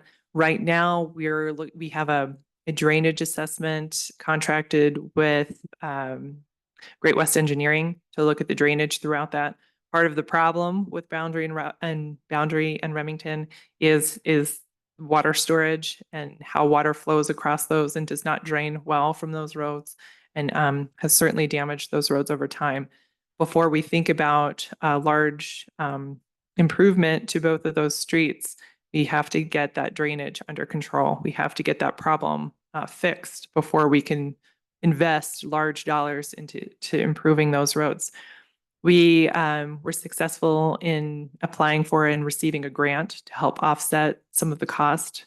We've got $30,000 towards that study to help offset the cost for that drainage work, that drainage assessment, which is helpful. When we have the results of that, we'll be able to put together a plan, which will likely require a rural improvement district to get improvements in place to mitigate that water. Once that's done, it's also our intention, as we've talked with the HOA, to develop a plan to fix Boundary in Remington. And what will likely happen there is we would, dissolve the existing Eastgate 2 Rural Improvement District as it stands, and recreate one probably for those internal roads of Eastgate 2. We would have to create a new district for Boundary that would include the people in the property owners in Eastgate 2 that are using Boundary. That's been completed through a traffic analysis to determine where that cutoff should be. That's already complete. And then include all of those folks to the east that are also coming out onto Lake Helena using Boundary. Those folks would also be included in a new rural improvement district to improve Boundary. We do the same thing for Remington. However, there are some steps we need to take before we can get to that improvement suggestion, I think. So there's a plan of attack. There's a plan of attack. It's going to be a little bit slow, but I realize the issue. And I think too, in the meantime, to continue to maintain those internal streets, we do need to get that assessment rate increased to what prices are today. In the meantime, the other roads, the internal roads in Eastgate 2, Caleb has scheduled an overlay over the worst areas within Eastgate 1 and Eastgate 2, just to, it's not a full asphalt map, but just more like a large patch over some of the worst areas on those internal roads. That's been completed this week in preparation for a chip seal and a fog seal on all of those internal roads coming up this month. So there is some work coming. Not on Boundary or Remington, because those are beyond the need for that, but certainly those internal roads will see some maintenance this month, some big maintenance. Thank you. Let's see, moving on to Mr. Bigger. Thank you for your comments there. Again, Dan Carlin gets all the credit for the flood mitigation RID, and it sounds like yes, if the two folks that had comments about the flood mitigation were able to connect, I think that would be very helpful. And then finally, I think to Ms. Edwards with the North 40, and I think the Genie RID that was just created. That RID was just created last year. There was an initial improvement put in. It will take a little bit of time to get that maintenance assessment up, but it is in place, and we will start to see more regular maintenance happening on that road moving forward, probably next season. So that is coming, certainly, and that will be maintained. The road that, what's the name of the road? I can't remember. It's Genie Road. I always call it Genie Road. Okay. I don't know. Yeah. The one between the two, essentially. Yeah, exactly, Mr. Chair. Thank you. Yes, so that RID was created, like I said, last year with that initial improvement going in last fall. And so we will, now that is being assessed, we will see that regular assessment dollars coming in, and that will be on that maintenance schedule moving forward. Thank you. That think sums that up covered most of the comments, but I'd be happy to answer any other questions that you have. Commissioners, further questions or comments? No, I think Ms. Makus has done a good job of explaining the situation in those, and would encourage folks to spend some time with her so that she fully understands their concerns, and I'm sure she'll address them. Yes. And there were some of the questions that weren't fully answered because she's got to do some follow-up and looking into them. So if your question didn't get fully answered, it's not because we don't want to answer your question and we don't want to come through. So if you feel like your questions have not been fully answered, Jessica and the folks at Public Works can look into those questions further, whether it's about an easement or about a certain road or about money that's in the account and those kinds of things that she doesn't have right at her fingertips right here. Maybe have to do a little research. Please check with her. Everyone that got a card in the mail, your number's on there, correct? Or the number that you can get a hold of you. And we'll try to answer questions best we can. Even all the way back to Mr. Jackson's questions essentially, are there alternatives for adding gravel to those 2 gravel roads? We'll have to look into what does the RID say and what are the options? So the answer could be no in the end, but it might be, well, here's a way we can get there. So Jessica will look into those things and help answer those questions for folks. So please follow up with her if your question wasn't fully answered today. Anything else from over here? Please. Mr. Chair and Commissioners, I guess I'll just add one thing. I think it got brought up during public comment, but a question about an RID on a county road. So I just want to clarify that RIDs can exist on county roads. And so just because there's an RID on a county road doesn't necessarily swing that into county maintenance totally. Right. That's where kind of everyone's working together to say, I think an easy example, sorry for the sore throat, easy example is if you've got a gravel county road, but a bunch of folks would like that to be paved. So those folks could have that section of a county road paved and they would be responsible for that pave, for the cost of the pavement and then the maintenance, but then everything else is going to be county maintained. So sure. Just wanted to provide that as some clarity. Yeah, thank you. Thank you very much. Okay, anything else, commissioners, at this time? I have Yes. one comment. I'm so impressed with all the knowledge that Jessica has. These are very widespread questions, and she's got them right at her fingertips. So, wow, thank you, Jessica. Thank you. Thank you, Mr. Chair, Commissioner Payne. I appreciate that. And I would say too, I would just like to thank the program staff that's in the room today. This isn't possible without a staff, obviously. We have Director Jenny Chambers. We are in the Public Works Department. And we have Jade Wills, who is our administrative support. She literally wrote every single one of these legal notices, pulled the mailing addresses to mail them all, and is responsible for all those 12,000 legal notices that went out. Could not have happened without Jade and all of the support that she provides this program. We have Caleb Makus, our RID construction coordinator, who travels all of these roads very frequently and schedules all of the maintenance that happens on them. He's such a critical part of our team to make sure that we get this maintenance done. And we have Jesse Whitford back at our office, who works in a half-time capacity to support our RID program as well. It's a big team effort, and I certainly appreciate all of the work that they do. Thank you very much. Appreciate it. Okay, commissioners, anything further? Okay, how about a motion? Mr. Chair, I would move to approve the resolution 2024-83, levying assessments upon benefited property within road improvement districts and rural improvement districts in Lewis and Clark County, as explained by Jessica Makus. Second. Moved and seconded to approve resolution 2024-83. Commissioners, further comment? I just want to thank everyone for being here. It's really important that we do this and that people come and find out about how these things work and participate in your local government. It helps us as well to understand what are the questions out there, what things are working well, what things are not working well. where can we improve, or even just answer questions or help people understand how this stuff works, where the county kind of begins and or ends, and your responsibility starts in terms of RIDs. So I just really appreciate everyone coming, and thank you to the staff, of course, for all of your work. They wouldn't be here without you notifying them and inviting them here. So thank you for that. Appreciate it very much. Commissioners, anything else? All in favor of the motion signify by saying aye. Aye. Aye. Thank you very much. Okay. We're going to move on to our next item on the agenda. So everyone's welcome to stay, of course, but if you choose to leave, you're welcome to do that. Don't worry about disrupting us. The next item on the agenda is Northstar Park Master Plan presentation. Good morning, Mr. You know what I might do? I'm sorry to interrupt you.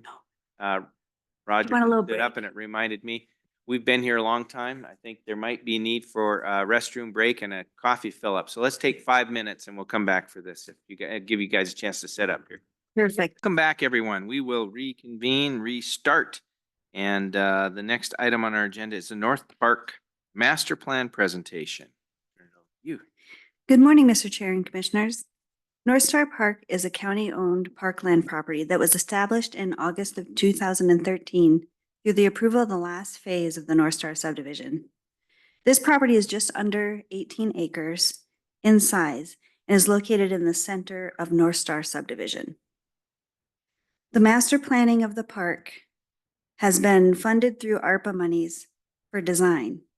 There are 3 phases of this project: public outreach prior to design and site planning, design and site planning, public outreach post-design and site planning. We're currently wrapping up phase 2 of the project, where the consultant has taken all of the input that they received during phase 1 from public and stakeholder outreach and online surveys to inform 2 draft site plan options. The meeting today will provide the opportunity to update the commission on the input received and how it has influenced the design so far into 2 draft options. Kendra Idolo from Sanderson Stewart is here to present where we are currently at in the process and the next steps moving forward into phase 3. And with that, I'll turn it over to Kendra. Welcome, Kendra. Hi, I'm Kendra Peterloo from Sanderson Stewart. As Angie mentioned, these are 2 draft options that we'll be reviewing today. We're hoping to get some feedback from you, and we will be having a public open house on August 14th from 4:30 to 7. The current location is at the Northstar Park parcel, but there will also be an online option for those who can't attend in person. Our goal is to get feedback on these draft options so we can revise them accordingly and then eventually choose the preferred option to create the final master plan. So again, the open house is next week on August 14th, and there will be an online version for those who can't attend. And I'll jump into our key findings. So this is what we gathered from our online surveys, open house, stakeholder meetings, etc., to gather what the community would like to see in the park, what type of events they might hold there, etc. So through that, we gathered the desired amenities, which include playgrounds and play areas, jogging, walking paths, picnic shelters and pavilions, ADA accessibility, various sports, natural open space, shade trees. Some events the community thought that might be held there include like yard sales and markets, a movie night, maybe a small concert. If there's any indoor activities, it would include community meetings or family parties. We also gathered some potential themes that might come into play when the park is being built and the details of it, but that include native and wildlife environment, the gold rush, constellations in astronomy, or honoring veterans. A lot of requests were also for infrastructure on parking lots, electric vehicle charging station, restrooms, modes of transportation. Most people will get there by personal vehicle, walking, or bicycles, and they will likely visit with family, friends, and self. One of the other key items we talked about with the community was their feelings on artificial turf as an alternative. Looking into water conservation ideas, because we know water is very scarce up in that area. The survey resulted in neutral to in favor, and the open house resulted in strongly in favor. So that was good to see. We also asked for opportunities and challenges that the community sees about this site. Some opportunities they saw were supplying some specific amenities such as the playgrounds, walking paths, ADA equipment, a BMX track, basketball courts. They want a neighborhood that's family friendly with recreational development. They are also all aware of the minimal water resources. So can we use this park to set the precedent for other parks? Native landscaping with minimal maintenance was an opportunity as well. It has a regional location for that North Valley area, and it's also a hub for other modes of transportation like school buses and a trail system. Some challenges, water being the number one, parking, traffic, trash, weeds, maintenance, funding, concerns with encampments forming, prohibit motor vehicle use within the park, provide safe walking and accessibility for pedestrians, and eliminate barriers for users of all ages and abilities. On top of all the public input we got, we also reviewed several development documents that included the county zoning standards, the Lewis and Clark County Growth Policy, Helena Valley Area Plan Update, and the County Public Works Manual. From those 4 documents, some key findings that we also used to inform the design were the parking and road standards, the goals to preserve, protect, and improve water quantity and quality, educate the community and stakeholders on the source and distribution of water supplies, potential threats to the quality and quantity of drinking water, pollution prevention methods, reducing water usage, reducing the impact of noxious weeds, provide safe pedestrian and bicycle access. Water availability is a critical issue. And so reducing the irrigation and of lawns and gardens, and being aware of how the aquifers recharge or don't recharge. With our community input gathering, we also did a pretty thorough site analysis that informed the design as well. If we're not familiar, Northstar Park is located right here on the screen. South of it is Jim Darcy School and Lincoln Road. To the east runs the highway and North Montana Ave. There's really no other parks of size located near it. As you can see, some of them are there, but no amenities. Zooming in further, we looked at the site itself and how people might get there in the circulation analysis.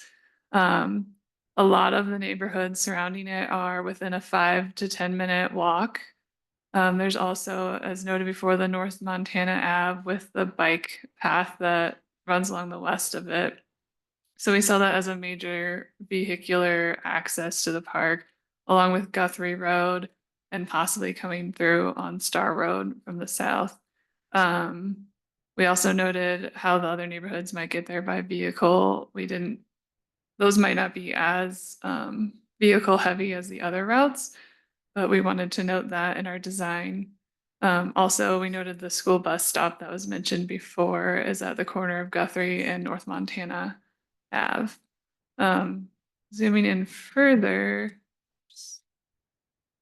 looking at the site and its adjacent context, again, looking at where vehicles and bikes might come in.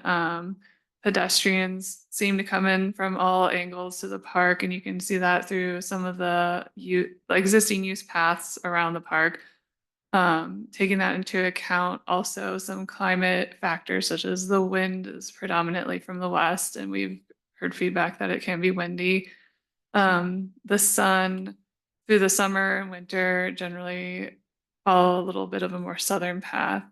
Other important factors that we heard is providing buffers between the residents and the park, since activity would be increased to the west, north, and east, providing somewhat of a buffer, but not, but providing more of a significant buffer along the southern edge to these residences that are right against the park. We've also noted views out with to the south and southwest, celebrating those mountain views and keeping those in mind when placing elements. We all know water is very scarce. A lot of the wells are along the southern edge.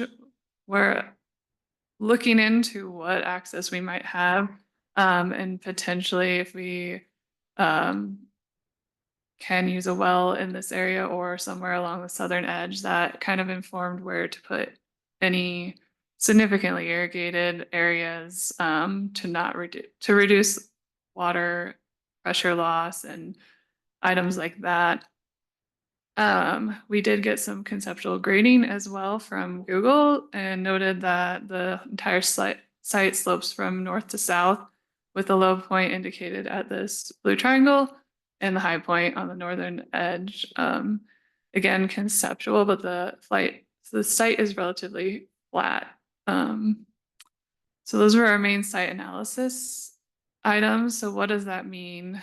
From this, we were looking at concentrating amenities more in the center of the park to buffer those residences, with a strong buffer between the residents of the south to the south of the park.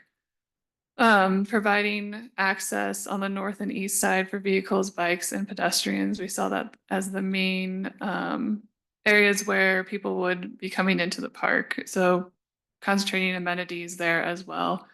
Provide elements to help block the wind, orient any courts or spaces to reduce sun in your eye, generally in a north-south position. Keep the views open to the south and highlight them. Collect stormwater on the south side of the site and place major irrigated planted areas near the well. So from this, we developed 2 different master plan options. I'll go over the first one first. So the first one has a nature focus. So this just means it has a little less of the built amenities and a little more natural space. So the design, I can start from the north.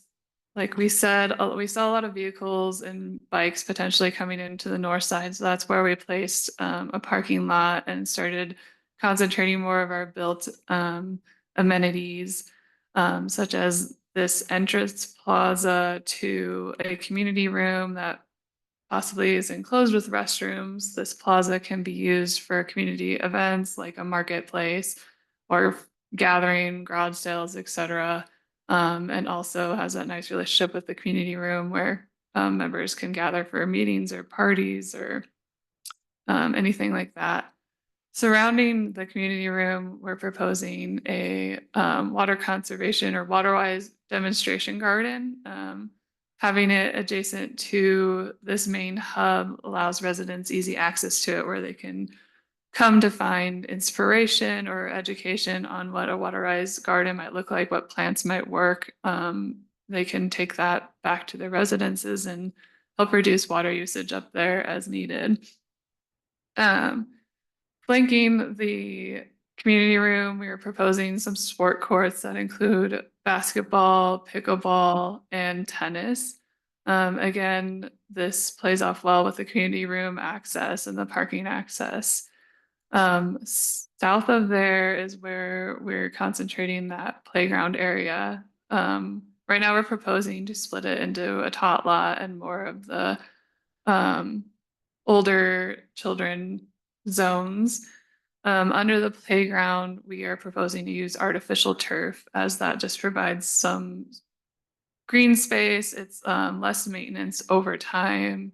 You don't have to replace mulch, etc. like that. These play items are just placeholders to help see scale. So for instance, this is a 2-person swing set, some slides. It may have more or less, it just to help get the scale of that place. Moving south from there is another open air picnic pavilion with that demonstration garden continued around it. And a little seating area. This whole area is kind of placed higher than the rest of the site, so it starts to create that overlook to the south and southwest where you can enjoy the views. This overlook is connected to the only natural lawn area / turf area that we are proposing right now. And this area is based off of a assumption of what water we might have access to. We realize like this might change based on information we gather along the process, but this is based on having access to one well. What could we irrigate during the night to reduce water evaporation, etc. It's about the size of a full-size soccer field. So this open space also creates a multi-use field for the community where they could practice soccer or lacrosse or other sports. And when it's not being in use for that, it's a nice green open space. Since we know the community is open to artificial turf, this could potentially become an artificial turf open space area if needed based on water. Surrounding the lawn area, we're proposing some berms. This helps block wind. It creates some nice low topography for seating areas if family wants to gather, watch practice, or just watch their kids run around. In the winter, it could be a very small sledding hill. It helps just create that surrounding to that main green lawn. Moving south from there is where we transition more into that natural native area where we're picturing native meadow, native grasses, with some gravel paths that go through it. So it's more of a nature walk area. And that helps buffer between the activity and these southern residences more as well. Again, proposing another open air picnic pavilion with seating area. This time it overlooks the stormwater detention area. Surrounding that area is also a trail with interpretive signage. Again, another educational moment on how we can collect and stormwater on site. It helps recharge the aquifers. It's that whole rainwater cycle education. Zooming out and going back to berms, I forgot to mention, we were proposing, this is just conceptual grading, but proposing to kind of have these sport courts a little lower than the surrounding grade, and adding a berm to help mitigate any noise that might come from these courts. Because we know some of these sports can get kind of noisy.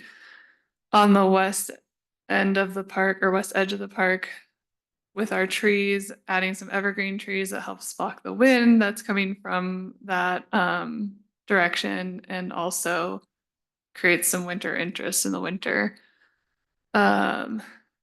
With our conceptual grading, we are proposing to keep the limit of disturbance as minimal as possible, and that would help with reducing the need for restoration seeding or irrigation to restore the meadow back to where it was. So if possible, reducing that as much as possible. And luckily our site is really flat, so we were able to conceptually grade it so every path is ADA accessible and every area is ADA accessible.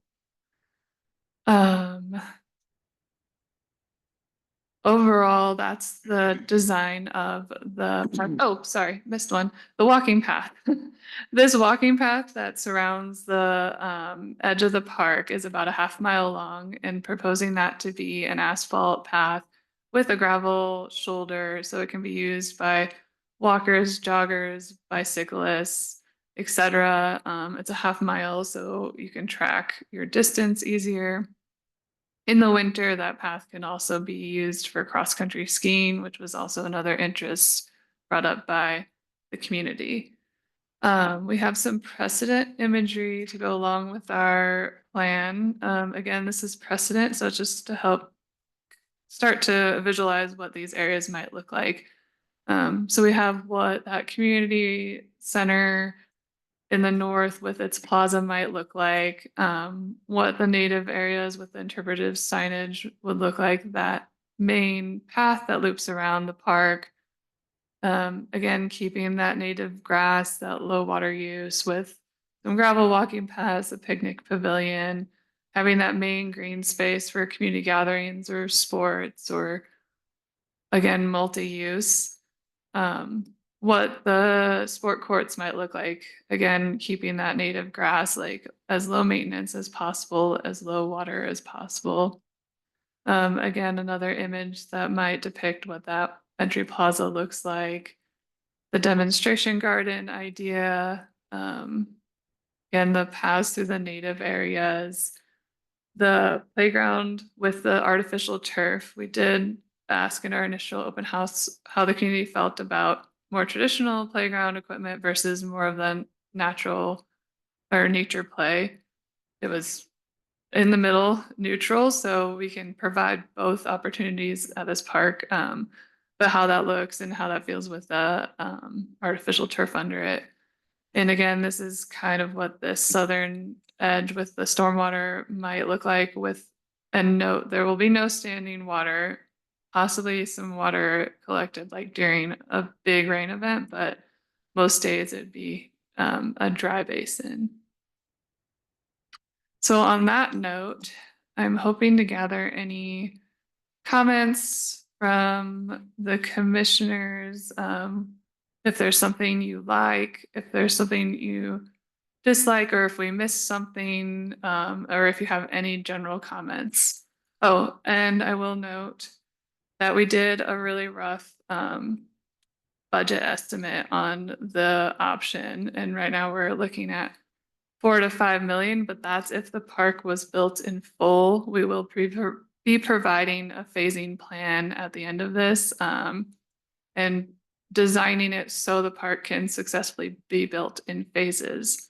So the master plan is more of a guiding what the final vision might look like, but also knowing that it will be built in phases as funding becomes available, and looking at grants that are available, fundraising, etc.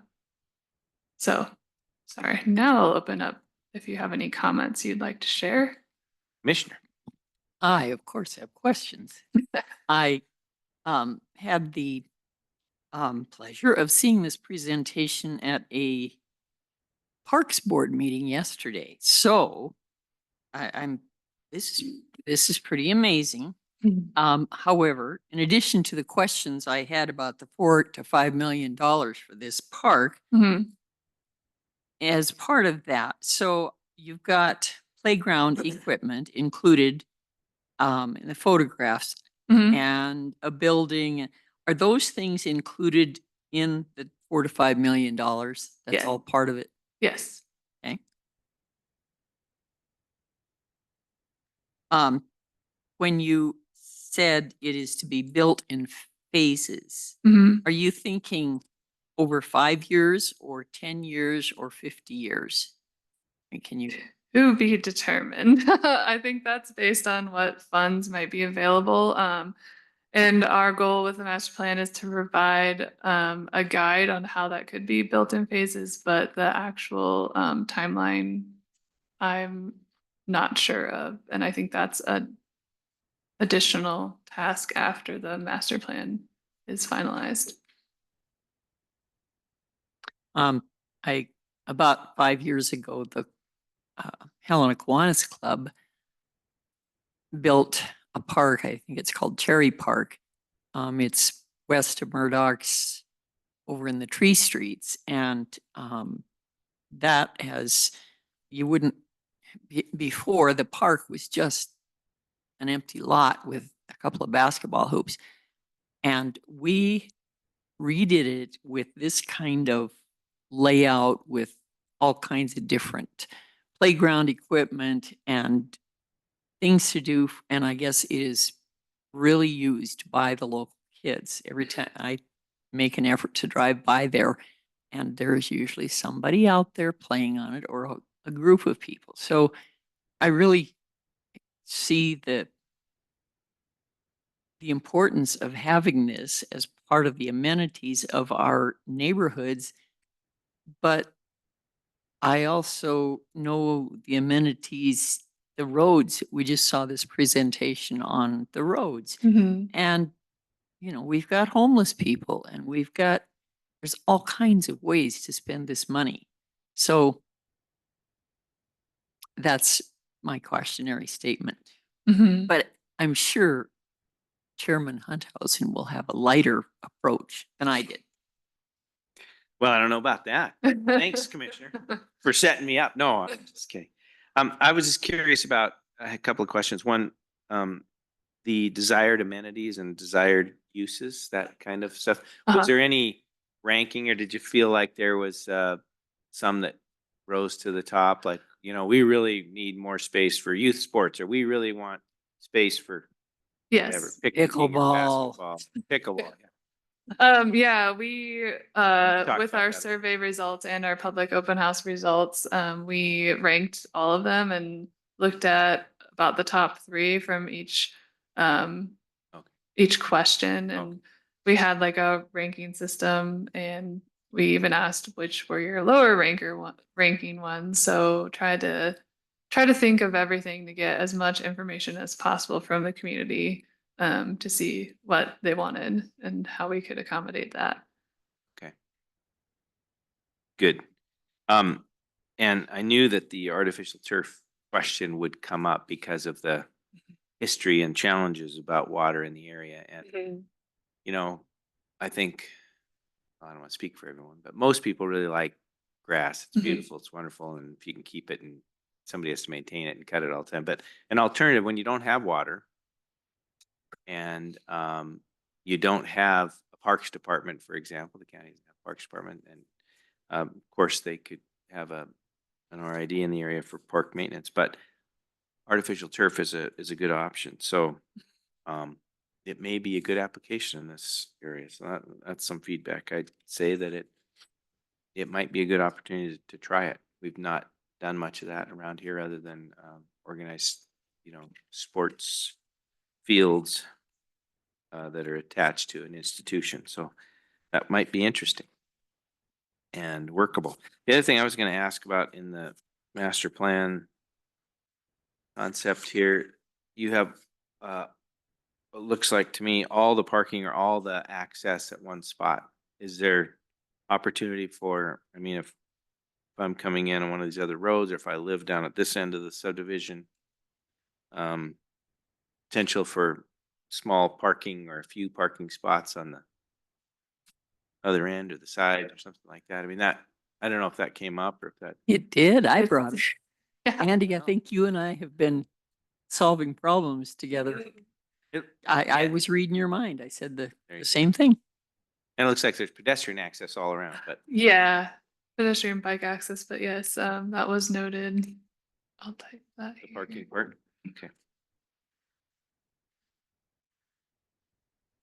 But generally, yeah, it's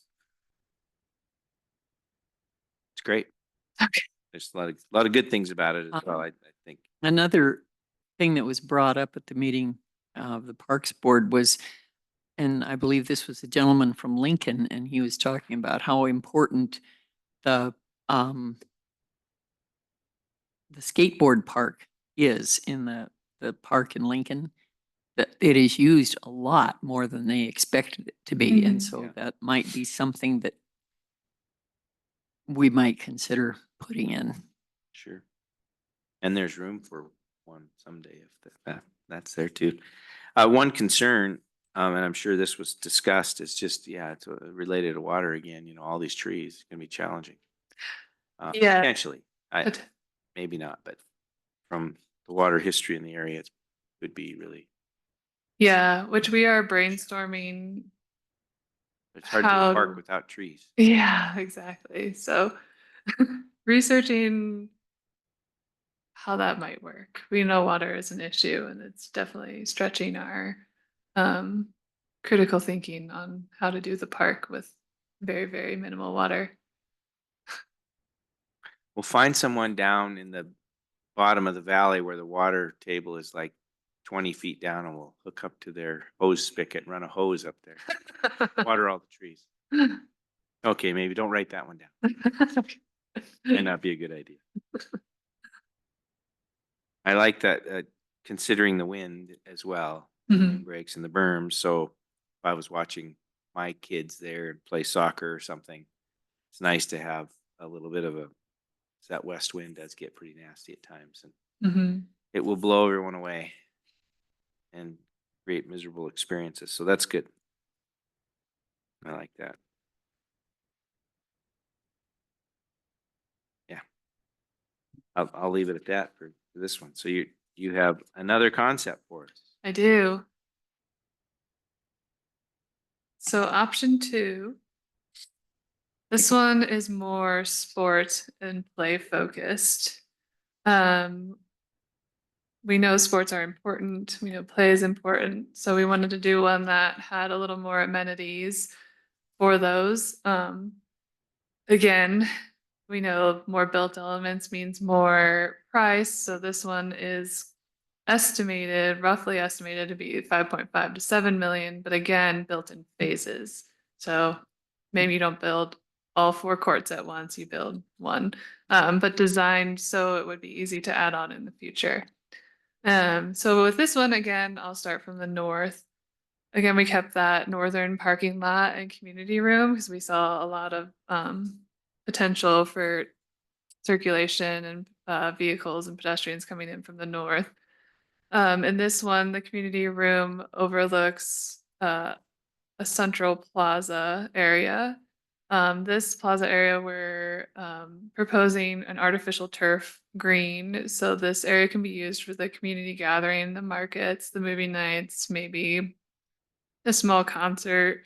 They could use that green for some sort of activity as well, like maybe yoga or something. It's a really good multi-use space.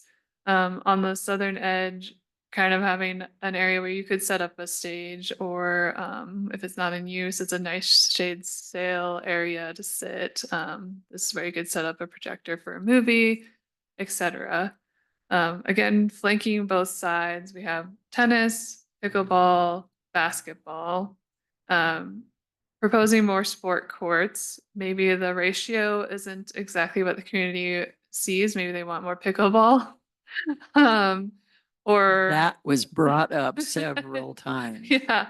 So again, we know we can accommodate more sport courts. What type? That's what the open house is for, and these meetings to get information on what that ratio might look like. On the south end of that central plaza, this is where that demonstration garden is, that Waterwise demonstration garden. We liked having it where a lot of activity would be, so easy accessible and a great education opportunity. In this option, we are also proposing some more not isolated, I don't know the word I'm looking for, but some picnic pavilions, more singular, that a single family could use, etc., more in the natural setting. Again, we have that western evergreen windbreak, proposing with our conceptual grading that these courts are set a little lower. That helps with like the noise mitigation as much as we can. Moving south from that, oh, and I will note that right now this is a little elevated over the central plaza, so it's a nice overlook, still ADA accessible with ramps and stairs as well. But it creates this nice overlook to another smaller overlook. Again, trying to capture those views, work with the grades so you can have views of the park, and keeping those open. So south of this sports hub is where we see that open green space come into play again. Again, this is proposed to be a multi-use field and just nice green space when it's not being used. Same size as the other one, about the size of a full-size soccer field, but can be used for other sports. in this option, we're even looking at, could you use it for practicing softball? Is that viable? And knowing the water scarcity, again, this could all be artificial turf, which helps with that year-round use as well. Again, we are flanking the green space with berms. These might be a little taller than the others, but for that seating, those overlooks, the sledding hill in the winter, in this option, the sledding hill is located closer to the second hub that we're proposing, where there is additional parking on that east side where we saw like those secondary vehicular and bike accesses coming in. Another smaller, maybe open air pavilion or community room with restrooms that has some seating areas that are surrounded by the play area. Again, split into like a tot lot and older children areas with artificial turf under them. Again, also some placeholder play equipment to help with scale. Surrounding the pavilion area is that another water-wise demonstration garden. We liked placing these where we saw a lot of activity happening. To the southeast of that is an extension of that water-wise demonstration garden that's also adjacent to the stormwater detention area that has that interpretive trail. So in this option, those really start to play off of each other and help that water cycle education and connection. Zooming out, we have some of those gravel trails that go off into the more native meadow areas, and we have that that main perimeter trail that's about a half mile around. That's the asphalt with the gravel shoulder. Again, we were able to get ADA accessibility to all locations in the park as much as possible. I think just in this one, this path might not be ADA accessible, but the rest for now with our conceptual grading can be. In this one with the overviews or overlooks, again, it's more in the northern areas, but looking out to that south and keeping those as open as we can to celebrate those views. And keeping in mind in this one, this southern edge, this is a couple 100 feet away. I forget what the actual distance is, but keeping more of that natural area against the southern buffer to help, and again, concentrating a lot of the activity in the center of the park to help with all the residents buffering. Some precedent imagery that goes along with this one. It's a little more built, you'll see. So again, that community room where they can gather, the pickleball courts surrounded by the evergreen trees and the native grass. Another pavilion gathering area, what that might start to look like. The play areas with the artificial turf. You can see here and here with that surrounding native grass and some sport courts, a pavilion nearby. What a concentrated sport court area might look like, providing shade and seating next to it. Again, that play area with the play field in the background and some of that, starting to see some of that topography with the native grass around it. This is larger than the sledding hill we're proposing, but starting to look at those winter sports, what that artificial green turf in that central plaza area might look like. More of that play equipment, more of that central plaza with the demonstration garden, shade sail, overlooking a green space. So with all of that, is there any comments for this option? Commissioner, anything? As always, I'm looking at the dollars. Yeah. This concept is $5.5 to $7 million. Mhm. And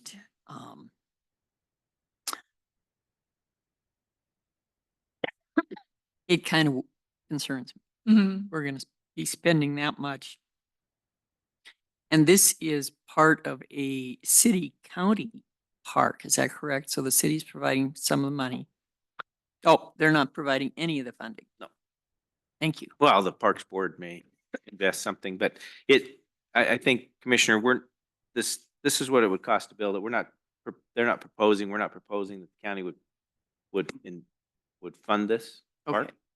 We're talking about the concept, and our goal and our commitment so far has just been to fund the design or Yeah. potential designs Yes. and then get an idea what that might cost. So Yeah, maybe there, get the there are, trees planted because they are going to take a while to be big enough to. yeah. Oh, Well, there's lots of opportunity out there for either private funding, there's foundations and grants and that are dedicated for park development, that kind of thing. So we'd be going after those kinds of things. If the commission chose and to participate, I mean, there could be something we could do. There's also potential for a parks RID to be formed and or a parks district and that kind of stuff. So all those things are, I guess, potential, but there's no intent for the county to take on $5 to $7 million. So don't worry about that. Andy and his 18 years of experience is invaluable. He's seen how these things have worked out in the past, and he kind of brings me back down to earth every once in a while, explaining this is the way it's actually done. So thank you, Andy. You're welcome. So our commitment was to get to the design phase and to have some concepts and to engage the community and say, what would you like to see here? And so these are two concepts that have taken that information and put it on paper. Yeah. And the potential cost of that is there, but that doesn't mean that's on us.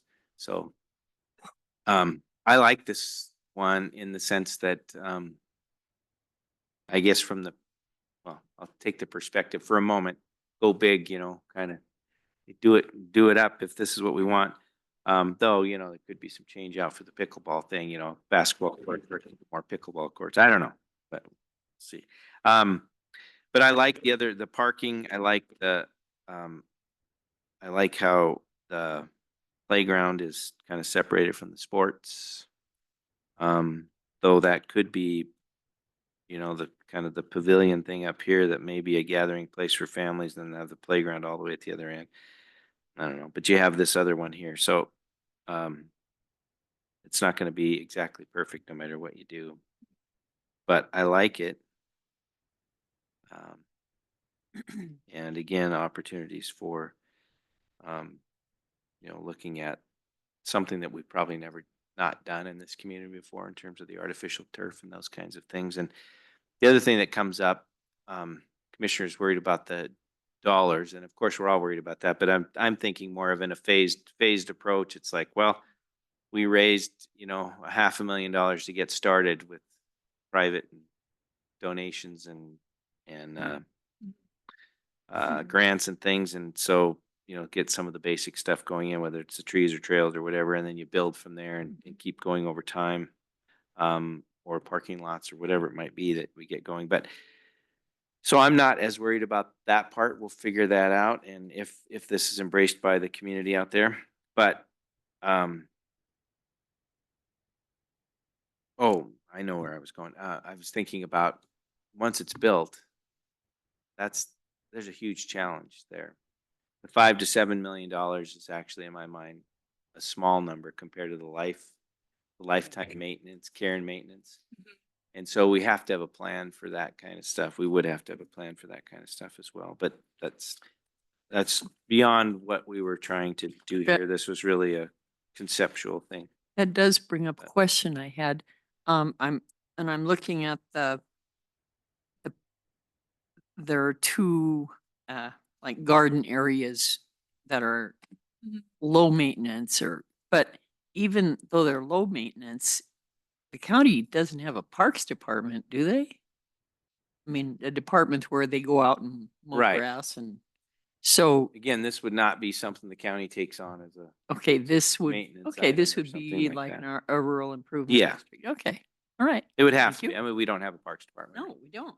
But if there were sometime in the future, Parks District, for example, which it's been tossed around, but it's likely long down the road. But if there were a Parks District, it could be included in that Parks District if potentially.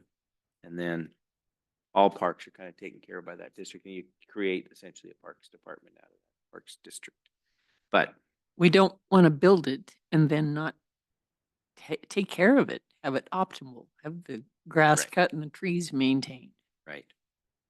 So that's where I was going. I like the big concept, second concept, but Mhm. then when you look at, well, after we build it, and they come, someone has to care for it and take care of it, and then rebuild these courts and resurface them and re-put new roofs on and re-patch the paths and all that Mhm. kind of stuff, which is going to be really expensive.